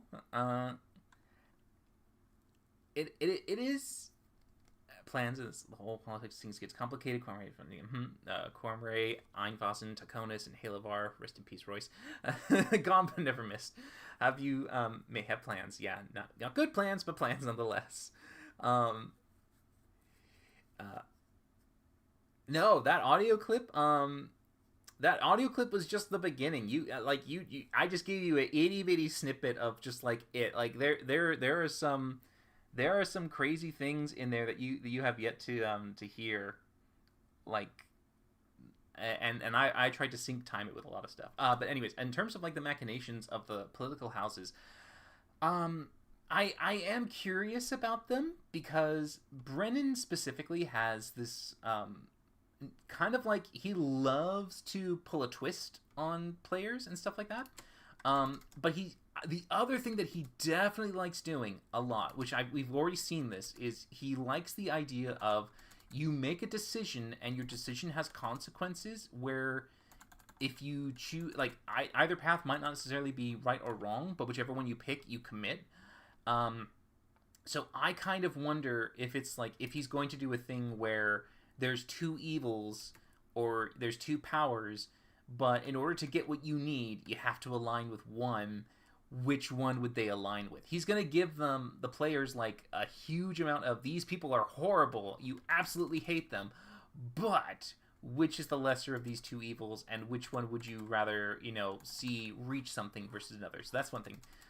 So I'm curious if he's going to go down that route, or if he's going to go down another route where the Taconis, for instance, they know something really bad is happening. Like, there is some really bad shit going on in the underworld or in the afterlife, and they need to get power and control right away, because if they don't, they won't have a united force to stand against something. It's kind of a little similar to what World of Warcraft was supposedly behind Garrosh's thing, where he's just like, I need to unite the world, because if we're not united, we won't be able to defeat the Burning Legion, kind of thing. So there is some concept where maybe he's doing something like that, where it's like, it's there, because they do seem like a family that would very much do the ends justify the means, because the means of your life is temporary, while death is eternal, kind of thing. So they're just like, we can do whatever we want with you in your mortal form, because that's not your permanent form. Your permanent form is over here, and we're going to be dealing with that stuff, because that's a thing that we got to keep up on all the time, every time. But I don't know. We'll see. I'm very curious where he's going to take it. Brennan's got a lot of mystery for us to unpack, and he's not sharing anything anytime soon. But yeah, it'll be very curious to finally find the answers to all these goddamn mysteries that he's been teasing us with. So many conspiracies, so many theories, hypotheses. But I'm looking forward to it. I'm curious. What an awesome name. Major, yes, that is a good name. Like Peter Griffin said, the bird is the word. Yeah. Yep. Ernest, voice is still on the map, just no longer in the Grand Valley. Yep. Mm-hmm. Have you ever gotten so lost in the drawing that you forget to add stuff you can... I have gotten lost in the drawing, or I have gotten stuck in trying to, like, in completion mode and making mistakes. Lots of mistakes. Oh my god. Every video without fail so far that's been drawn, every single one has a mistake. A big mistake, a noticeable mistake, a small mistake. There's always a mistake in there. 100%. They are there. You can look for them. I know where they are. And you can point them out, because I'll be like, yep, that's a big mistake. And I'm like, it happened. But it's like, oh, it's whatever. It's part of the thing. It lets you know that it's human, because to err is human big time. And so there's definitely moments where I made there's been an oopsie. So there are definitely those. But other than that, I will sometimes forget something, or if I get distracted and I have to stand up and go away and come back, and I'll forget what I was working on, or I listen to something and I'm like, ooh, that's really good, and then I'm like, wait, what was I doing? And that'll happen occasionally. Let's see. Okay, so we're gonna start off with Brennan. Let's start off with Bird Brennan as we get him lined up in the corner. Oh wait, is that? Oh, it's because it's on a thing. That's why. Okay, that's where. There you are. Okay, getting up past these. Oh, let's just reading real quick. I'm so insanely excited for this. Yep, and the family so focused on death that if it has to be between life and death would definitely focus on the. Yep, that. Yeah. I want to know more about the locations that got dropped in lore on the main website. Also, Reaper's Day? Is that... Yeah, there's a lot of questions I have, too, when it comes to that. I mean, is Reaper's Day, like, something to do with death? Did something bad happen in the underworld? Did someone get a lot of power? Did, like, a new change in how things happened? Is that a day where, like, people, like, you know... send people to a certain location to deal with like something? Is it maybe like the once a day where you go to deal with the undead as they're, you know, quelling, like culling them so they don't overwhelm the world again like they did last time? I'm curious. Waiting a week or two for new episodes. Dispel Logic and Mandemonium 13 are what keep me sane. What is Mandemonium 13? I don't know what that is. I'm glad I can help out though, at least. But yeah, I gotta try to get through as much as I can. Yeah, I will say that the one thing that I like most, I agree with you there. One of the best things about Critical Role is being able to experience this with the players, like the critters. Talking with the critters is one of the best highlights of the whole thing. Like, I mean, I was there when it was still done live, you know, like back in Campaign 1, Campaign 2, and all that stuff.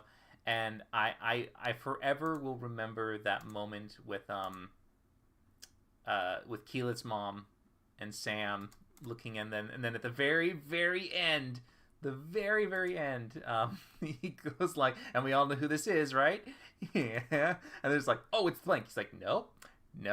It's like, it's Keelat's mom? Yeah, it's not Keelat's mom.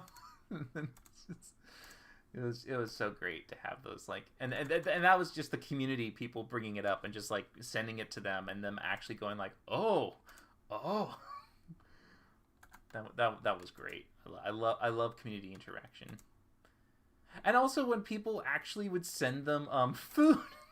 I remember when people would be like giving them food to eat at the table with like pizzas and other like dishes that they would just like pass around and start eating. I liked that. I know it's probably not the best thing in terms of like keeping the state clean and whatnot and having to like manage and do things, you know, in a professional level. But I just kind of liked it, the fact that it kind of like showed that they were human, you know? It's like, we'd all do that. If we were given the option in the work office where it's like, here, eat a thing while we do a meeting. Yes. There we go. Brendan, for sure. Brendan 100% would be like, yeah, give me it and give me all the almonds. Empty his backpack and there's just a bunch of nuts all packed in his to-go bag because he's got to make sure to keep it fueled so he doesn't die. He's got to have that machine constantly fueled. I see what you mean. I brought this up because in the cold open of this episode, it had them read a letter from the Dakotas saying the king needs to be off the board. Yeah, and that the letter was very, very good to actually get. The two letters too. We had the letters from the Seekers, and then the letter from Teors / the soldiers when they read that one out loud. It was like, hey, more lore, more facts. And also we assume that they're referring to like the kings and shit that we know of, but then again it's like, is Brennan just like trying to like misdirect us again and go like, you think it's this king? Wrong, it's the king of Argosia, not the king of Timony. Ha ha ha, oh you fools. It's, you know, or something of that nature, where he's just like, he's leaning on players and people to make assumptions, and fall into that, like, clearly it must be this, when in truth, oh wait, no, oh yes, that's trying, kind of like the prophecy for the poor little Dr. Tulter, where it's just like, I think this prophecy was referring to King, what was his name, Sakarvis or something like that, King Sakarvis. It's just like, yep, there you go.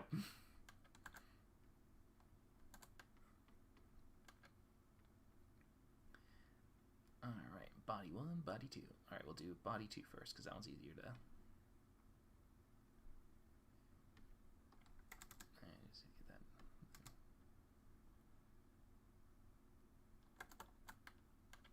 Alright. Let's see. I think it's a day of the week. I don't think it's a day of the week. I think the days of the week are different, but that'd be interesting if that's what, if it was just literally him just pulling this, like, we just decided to add another day to the calendar. We're gonna call it Reaper's Day. It's just like, oh, what a letdown that would be. Only happy accidents. Yeah, proof that I'm real. There are lots of accidents. There are happy accidents. I will say there are absolutely happy accidents. There have been moments where I was drawing and working and something happened and I was like, oh, that works, and just kept it. Most of the time, the happy accidents happen in the animation software. When it comes to how the cameras move, or how I can get something to transition from one scene to another, there are definitely times that I've taken something that I'm learning and finding that it can actually be really a clever way to apply to the next ones. Like camera motion is the biggest one. That one is something I've learned a lot more as I've gotten more familiar with the software. But there are a few things that are definitely happy accidents. And then there are some things that are just blatant 100%, oh, nope, I goofed, kind of thing. That's a pure mistake. Pure mistake. And when I look back at them, I'm just like, oh, no. Oh, no. Oh, no. And they're big mistakes, guys. They're really big mistakes. And again, I'm surprised no one has called me out on them yet, because I'd imagine people would call me out on them, because I feel like they would. They should. It's just like, going like, did you know that you did this? I'm going, yes. Later, when I watched it, I noticed, and I was like, damn it.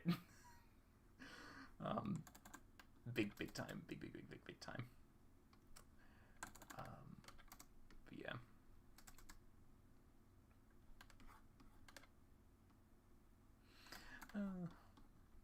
What can you do, though? What can you do? Once the mistake is made, it's there for life. Let's see.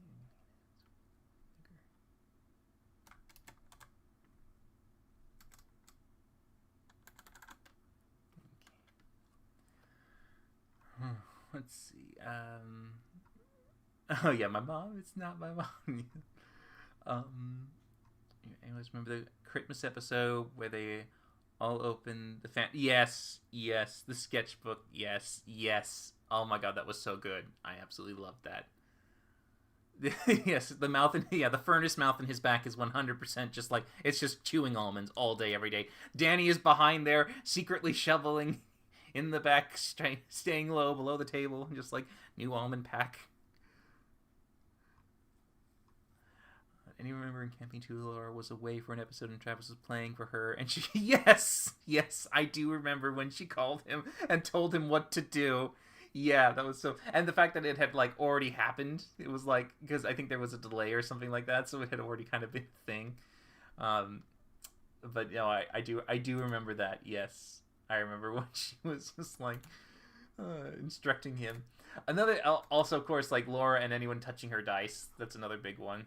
I just, whenever you would see them, come to the table, and it's just, touch, it's just, the look, the sheer look of how dare you. It's still funny. Let me go ahead and get that in there. Alright, and then where's the background line? There they are. Okay.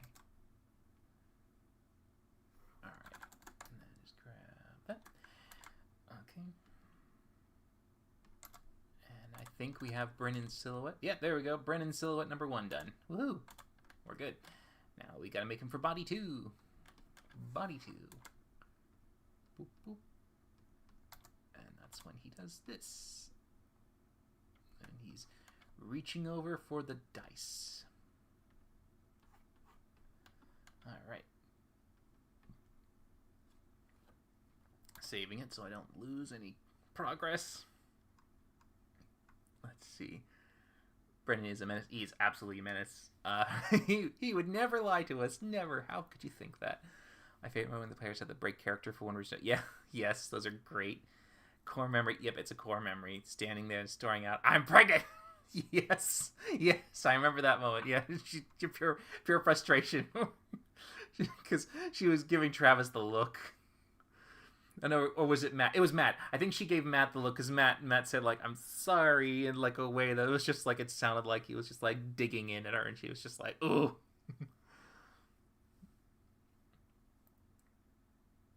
Oh yep, Laudna with a smiley. Yep, the worst thing that has ever happened to me has already happened. Oh, see you around real Leith. I'm sorry. Oh God, I'm sure these things are so delayed when those happen. Because at the moment before she shouted, yeah. I'm glad you're too distracted because oh my god, guys. Either way, looking it up on Sierra Wiki, Reaper's Day was the event of the dead bursting through Armand that led to the door. Well, there we go. Cool. The wiki actually has it. Reaper's Day is the event that dead bursting into Armand, and there you go. That makes a lot of sense. Critical stats, yeah. A fox on our hands since Dakotas are on Royce land, but yeah, I know. I don't know why they're. I mean, there was this kind of hint that they were interested in the realm of Fae to a degree because when they were there with Thiazi during the cold open that one time, the way that the Primarch talked to his children about keeping their eyes open and like it almost kind of like seemed like there was this like secondary mission for why they were there. It didn't seem like it was only just to try Thiazi for things that he'd done, essentially, which of course they were basically saying he's a mercenary. You can't try a mercenary for being a mercenary because that's literally, otherwise we won't have mercenaries. But yeah.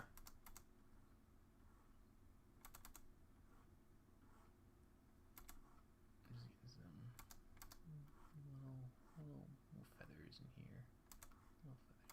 Don't need too much.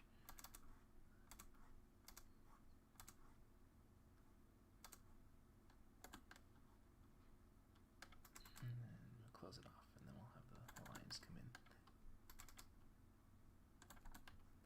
Alright. Okay, cool. Alright, now I'll just go ahead and add the lower thing here. Don't need this though.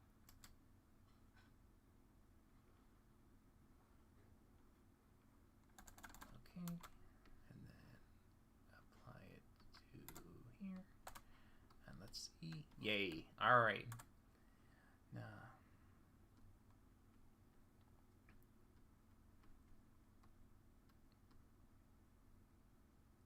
and I need to add the dice. That's right, gotta add the die. Gotta add the die.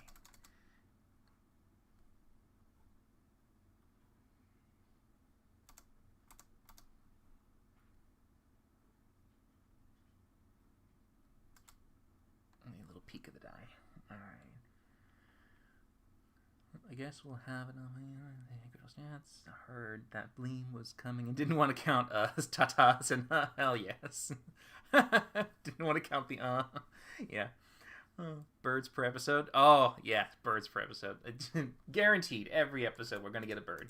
100%. You know that. It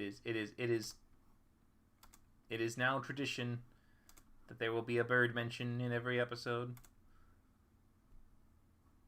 I do find it funny how Brennan initially has this kind of like moment where he's like, talking about like the whole I didn't start it. It's like, but Brennan, you had the bird fact and you chose to, your brain chose to keep it. So, it is kind of a part of you, unintentional or intentional, whatever, but it's yours. Own it. And he owns it. He does. He definitely is keeping up with it in the entire campaign, which is great. I mean, it's funny. Oh gosh, who was the person who did it? There was a person on Twitter's or whatever. They're in the gallery. They were posted as one of the pieces that was done by by the fans, and it was well, the art piece was basically them doing the tables with their respective birds.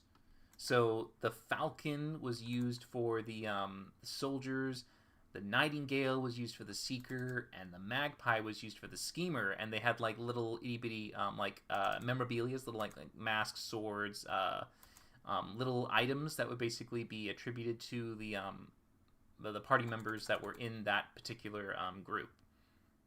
And it's a really cool piece. I loved it. I made sure to let them know that I love that thing so much. But yeah, there was that. So in terms of like birds being important, yes, birds be important.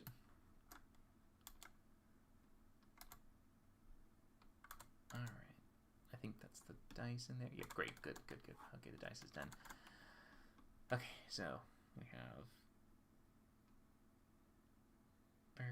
bird, brilliant. Okay, now we just need to give him some eyes. Okay, so we got. Oh, this is the problem where the thing is now. My keyboard is under this thing. Oh no. Okay, DICE. Gotta make sure to label things so I don't forget them. Okay, so this is B1 for Brennan 1. And this is B2. Okay. Alright. And now, just so I can have the other cast here. Oh, Marisha, Luis. Yeah. And there's. Okay, there's Liam. Alright, so we'll want. Now I want some eyes, so we'll go ahead and get some eye points.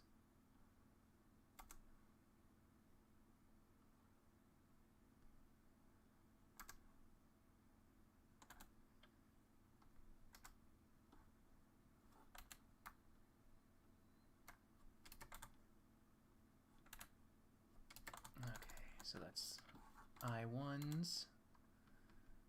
Let's do another set of him looking over towards. Let's see, because I'm just trying to remember the audio real quick, because it's.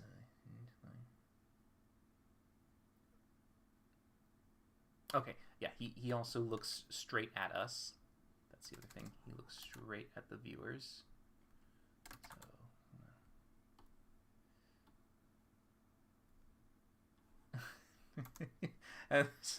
That happens sometimes for me. Like when I'm moving things, I'm just like, oh, look at that. We've got one eye going here, one eye going here. It's just like, yes. Clearly, he didn't get hit on the head with a dice or bumped into a glass pane. No, he's fine. He's fine.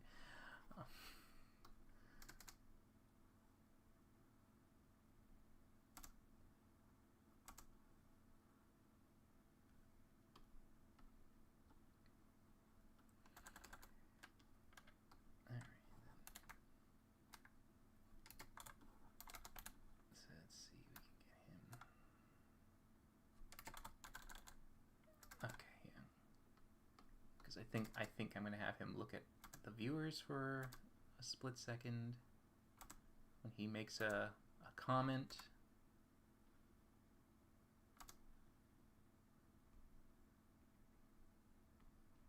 And this one needs to be a little smaller, more narrowed.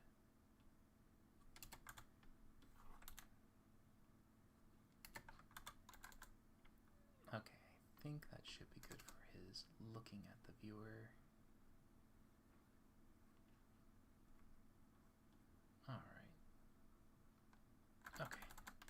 So we have our two Brennan eyes. Just go ahead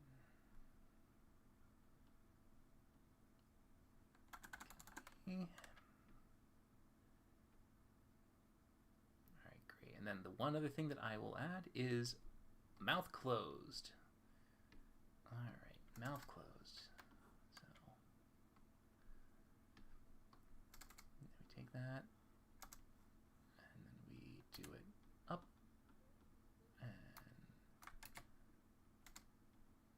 here.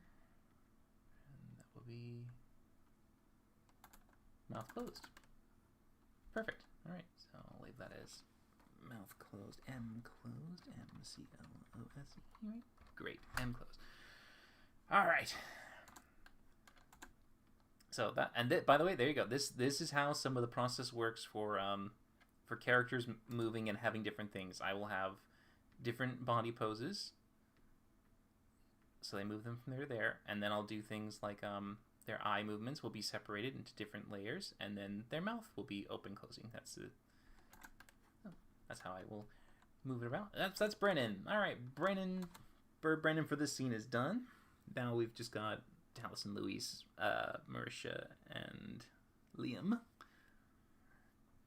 Let's see, reading the chat real quick. I feel like it's like a plague. Ironically, they are trying each of them more. Like they expand their authority like a good old days. Yeah, that's true. It's got definitely that kind of like power corrupts, absolute power corrupts. Absolutely, I'm sure that they've definitely been that way for a while. Yeah.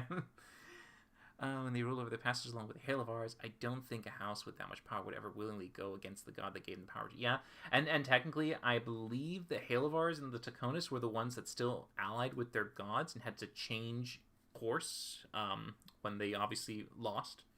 But they're kind of like two sides of the coin almost.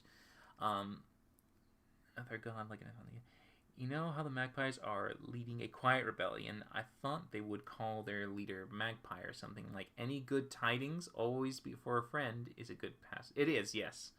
Yes. Always. And by the way, that always for a friend thing, that's very much in line with Andor, the Star Wars TV series, where the rebellion, when they actually are going through battle, I think that is one of the things where it's like I have friends in everywhere or something like that. I have friends all places. I think it's I have friends everywhere.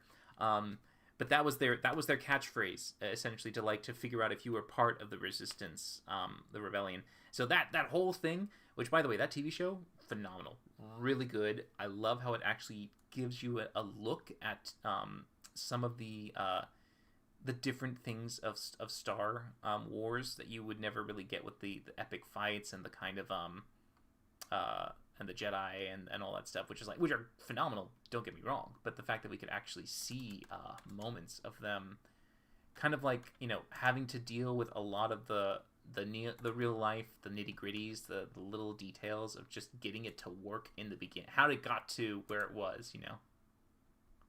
It was very, very fun to see that.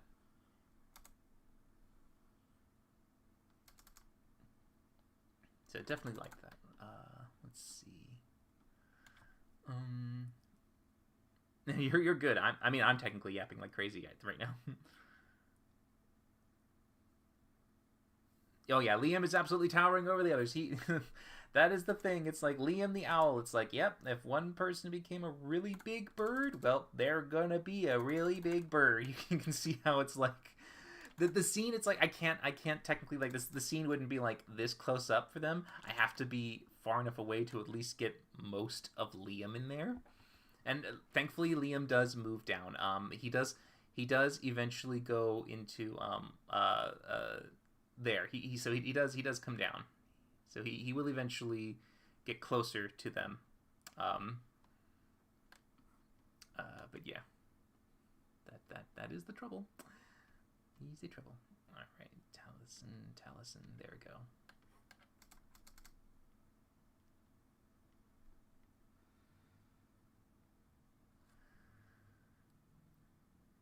I'll miss out.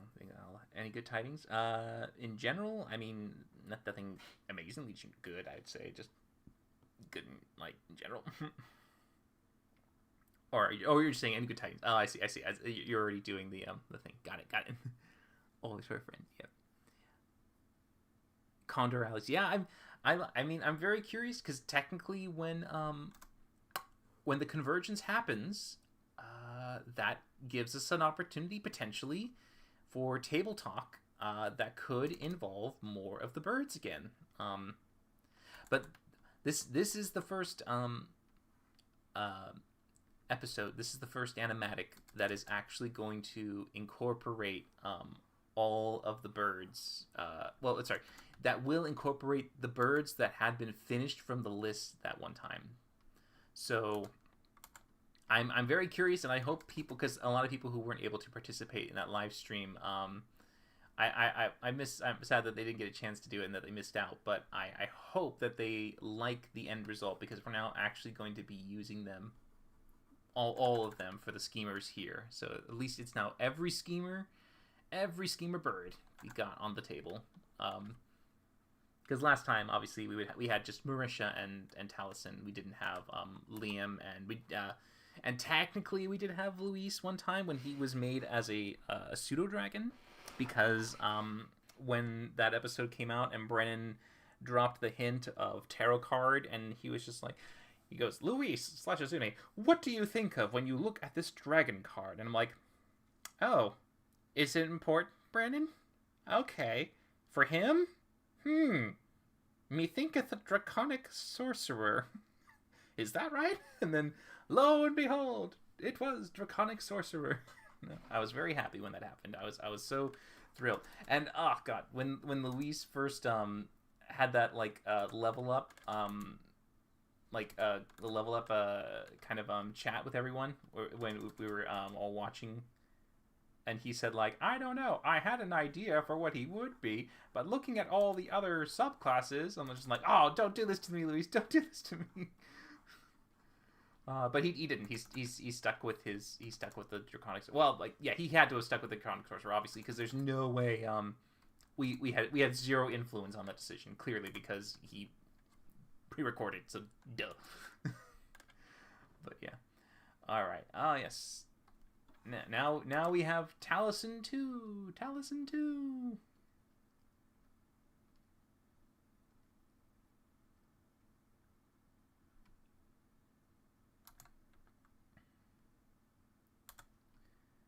Which I can't remember. Did I separate those? I did. Okay. All right. So I can.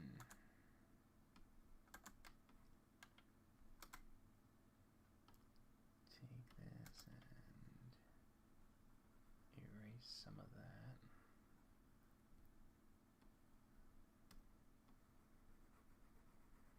All right. Okay. So Taliesin 2, here we go.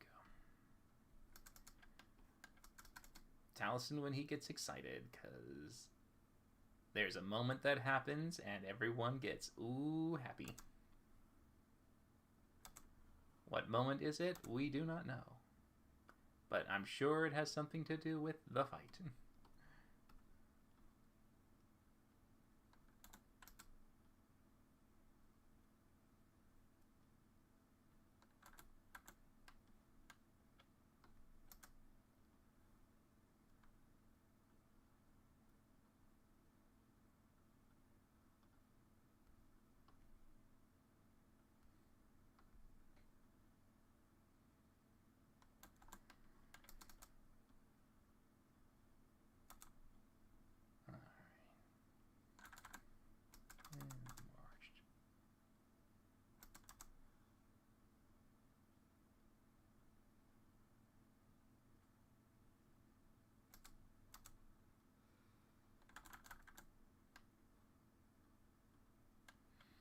Okay. And we'll bend the line. There we go. And then incorporate that one down here. Sweet.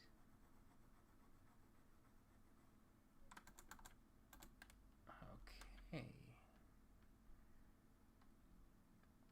Alright, we got the starting of it. Now we need his hand. There it is. All right.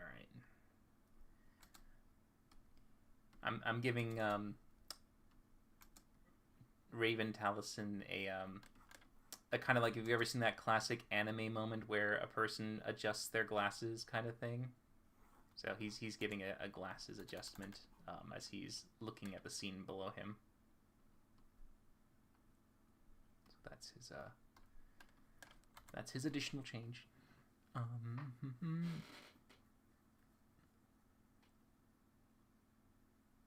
Alex is a just making sure because it's like I know I got it mixed up before because it's specifically a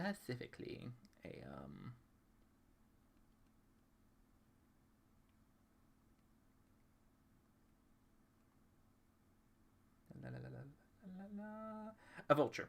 He's a Cineros or Cinerios.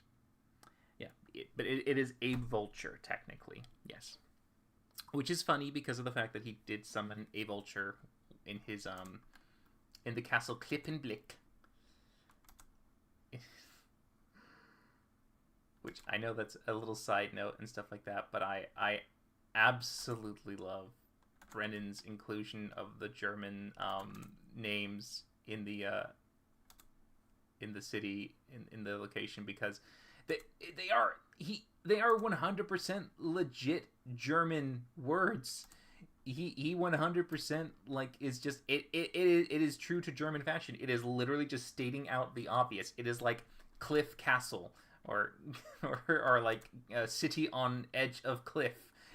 It's just like that's it. That's what it literally translates to, and it's just like, hey, look at that. Um, it was so fun to actually have that, and I mean, and they're just so fun to say too. Just the kind of weird little words, Klippenblick, Castle Klippenblick.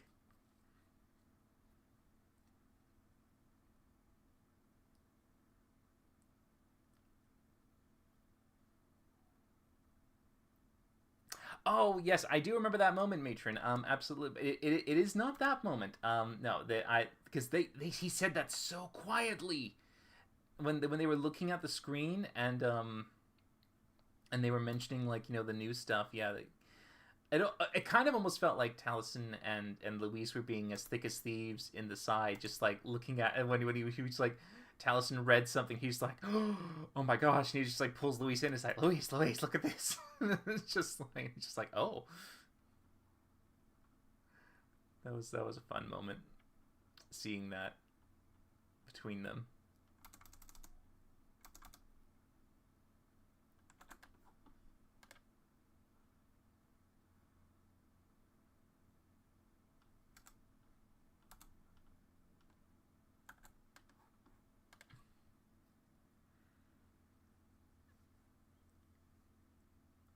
I'll be right back. I'm going to watch the war crimes of the World of Warcraft community to learn about atrocities beyond mortal kin. Well, I mean, that's a title. That's definitely something that would make you go, huh? What?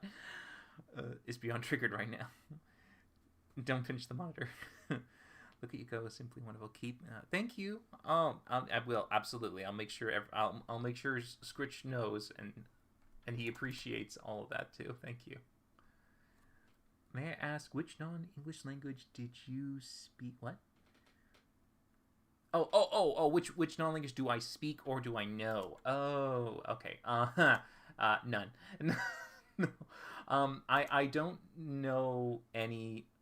I'm not fluent in in other language. If that's what you're asking, I do not have enough confidence to say that I can speak another language. I can understand and speak Spanish is the closest one if I had to give myself a language, but I would definitely not consider myself bilingual at all. Not even close. But I do try to remember. But language is hard. I think people who can be multilingual and can do they blow my mind. I could never comprehend how to keep all those things in line. It's not a talent that comes naturally to me, and everyone who does it, I'm just like props and bless you, because I swear I am so grateful that my primary language is English, because most of the world chooses to learn English as their secondary language, and I can at least somewhat communicate with them, and that is, I'm so grateful, because I could never properly do it, and the fact that they take the time and effort to learn English is just like super blessed. Thank you so much. You are an ace in my eyes. Thank you. um, but in terms of like at least if I'm presented with a language and someone says this is how you say it, I'm fairly okay at repeating it. I have a very good audio skill. Like I can listen to something and I can like cue it up properly. So that's about it. So I can make myself sound passable, but I am by no means 100% fluent in anything. Oh yes, we've got little Marisha here, little Cardinal Marisha. We don't need these parts because they're technically hidden behind the stone block.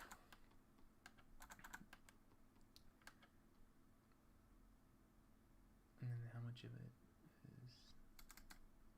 No.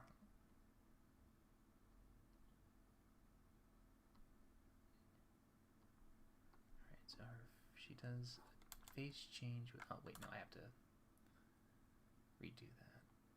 Okay. Alright, yeah, I'll have to redo that. Alright, so we'll go layer, copy, make a second one.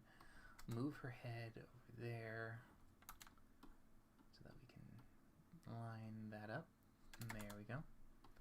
And then we'll go ahead and redraw these pieces. And we'll redraw her eye. Alright. And Marisha will definitely need some mouth additions on top of this. We're going to have her talking because she is absolutely talking in this scene. Let me get rid of the background. That line's a little distracting.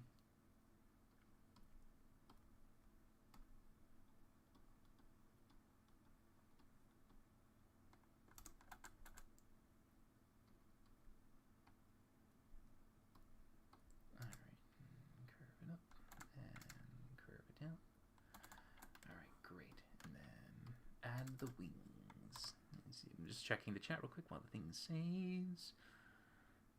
Okay, nothing new, right? I don't think anything's. Okay, cool. The chat hasn't done anything new. Aha! I didn't miss out on anything. All right. Let me see what other. Oh, I still have yet to pick a favorite character. Man,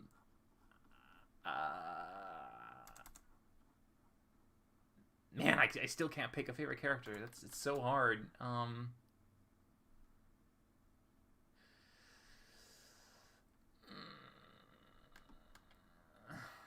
Man, that's like a really tough question to me because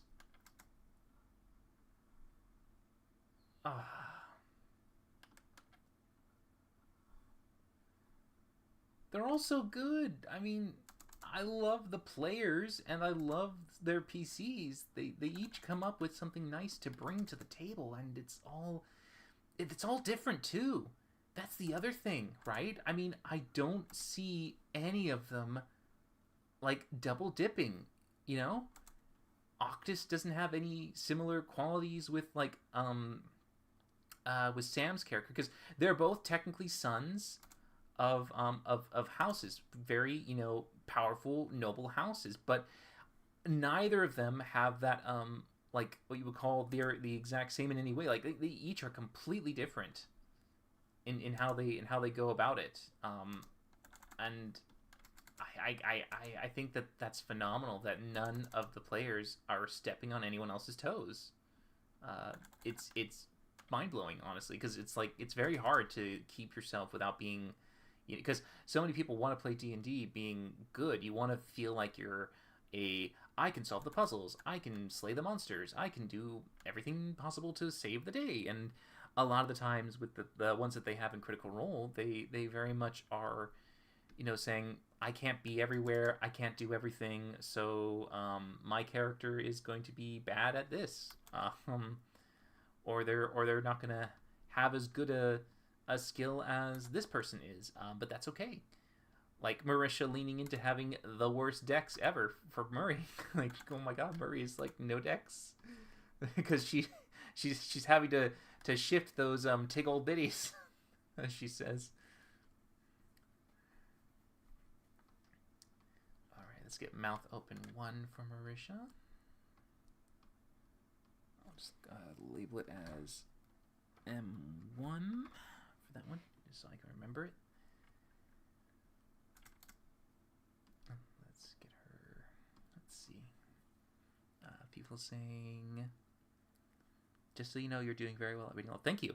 I mean that the chat is also not as it's not going too quick, which is very, very helpful and easy for me to, I think, keep up with the pace of it.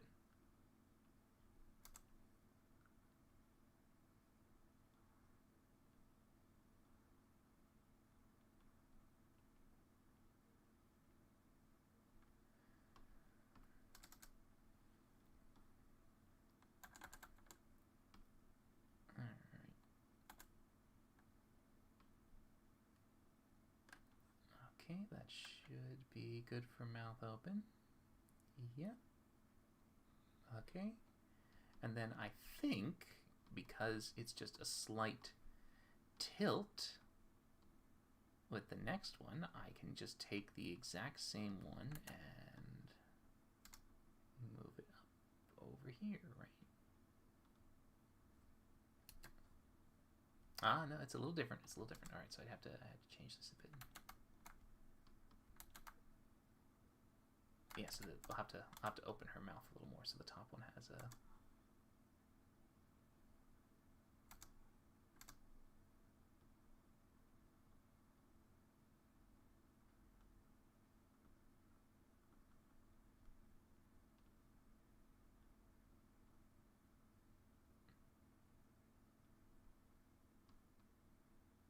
Let's see, because here, yeah, Blair. And then a little higher up for that one. Yeah. There we go. Yep. Okay, yes. All right. We have Marisha with her initial like dup dup, and then her second one where she goes dup dup. Perfect. All right. We have Marisha, we have Tal, we have Brennan, we have Dean. We have the start of each of them. I'll do ice at once so he doesn't look so crazy. Alright, and then Tal 2, Brill. Saving it. Yeah, always got to remember to save. Oh, even in this one, I had a moment where I was drawing and I forgot to save and I lost like almost an hour's worth of sketching. Oh, that hurt me so bad. Oh, I hated it so much. Had to redraw it, but it's fine. It's fine. We got there.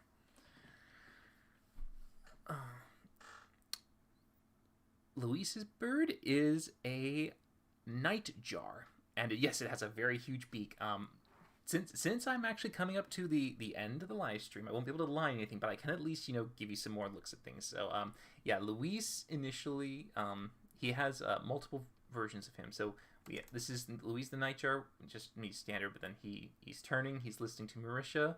He gets a big mouth when Marisha says something, because Luis at the table, he gets very like when she says it. And then just to make it a little bit more fun and dynamic, I have the two of them hugging as he gets into that moment where he goes and as he does that, they're going to jump up and down. So they're going to have a little happy hug moment. So that's how the scene will build up for it. But yeah, he has a very big, expressive, happy mouth. Because the nightjars are a very interesting looking bird. They are so cool. But yeah, and then of course we have Owl. I was doing the eyes to figure out where to point and look for them, and he Liam also has a laughing moment, so he has a little he'll also have a laughing animation, so he has a little ha ha ha ha ha ha ha coming on, so I'll be adding that in there when it gets to him. But yeah, so and that And then of course we have another one where they're all clustered together, looking down as they're leaning in. That happens later on in the thing. Yeah.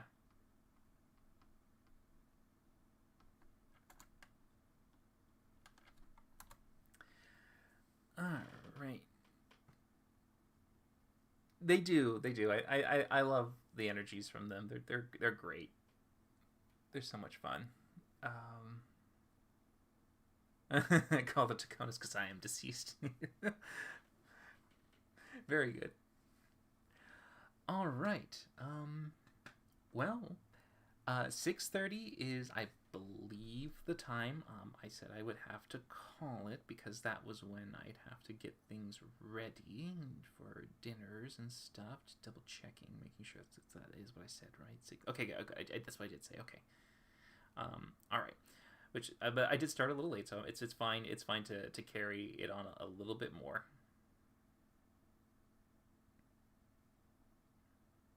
But that's fine.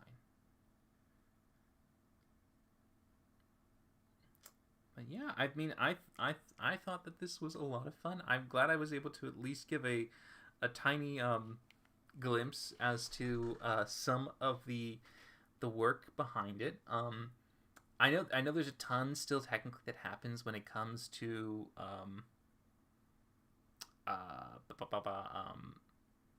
the animation, like the OpenTunes. I was trying to remember the name of the software I used. OpenTunes obviously is compiling all the scenes, the frames together, and doing all the stuff there. Which, I mean, that feels like it'd be pretty boring, but it also means that you're very much right at the end of the stream. So or end of the like kind of like you'd see it all at that point. So it'd be super spoilery at that. So I'm like, I don't know if people would want to see that or not. That's kind of like a maybe not. Well, I'll see what people say.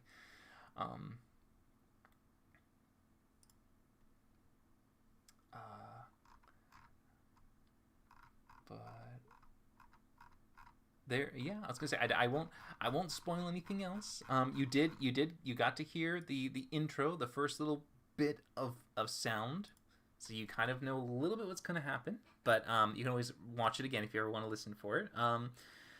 But I'll leave it here. I won't dig too deep. I'll restrain myself from going too heavy in spoils. But anyways, thank you guys so much. I hope you enjoyed it. I thank you all for those who came by and watched and who gave it a thumbs up and the super thanks. Those were amazing. And I really enjoyed getting to chat with you guys about all this stuff. It was a lot of fun. I can probably do another live stream this weekend. If people are interested in it. That's the other thing too. Is whether or not it's too spoilery, or if people will obviously be doing other stuff. But I'm more than happy to engage with the critters, to talk to you guys about theories and like things about the game, D&D in general. I mean, there's a lot to enjoy. But as always, I'll be keeping everyone updated as best I can. But until then, I hope you guys have a fantastic weekend, and I'm sure I'll see you all before you know it. Eventually, if not Thursday, I'm sure. But have a great day, guys, and I'll talk to you again in the near future.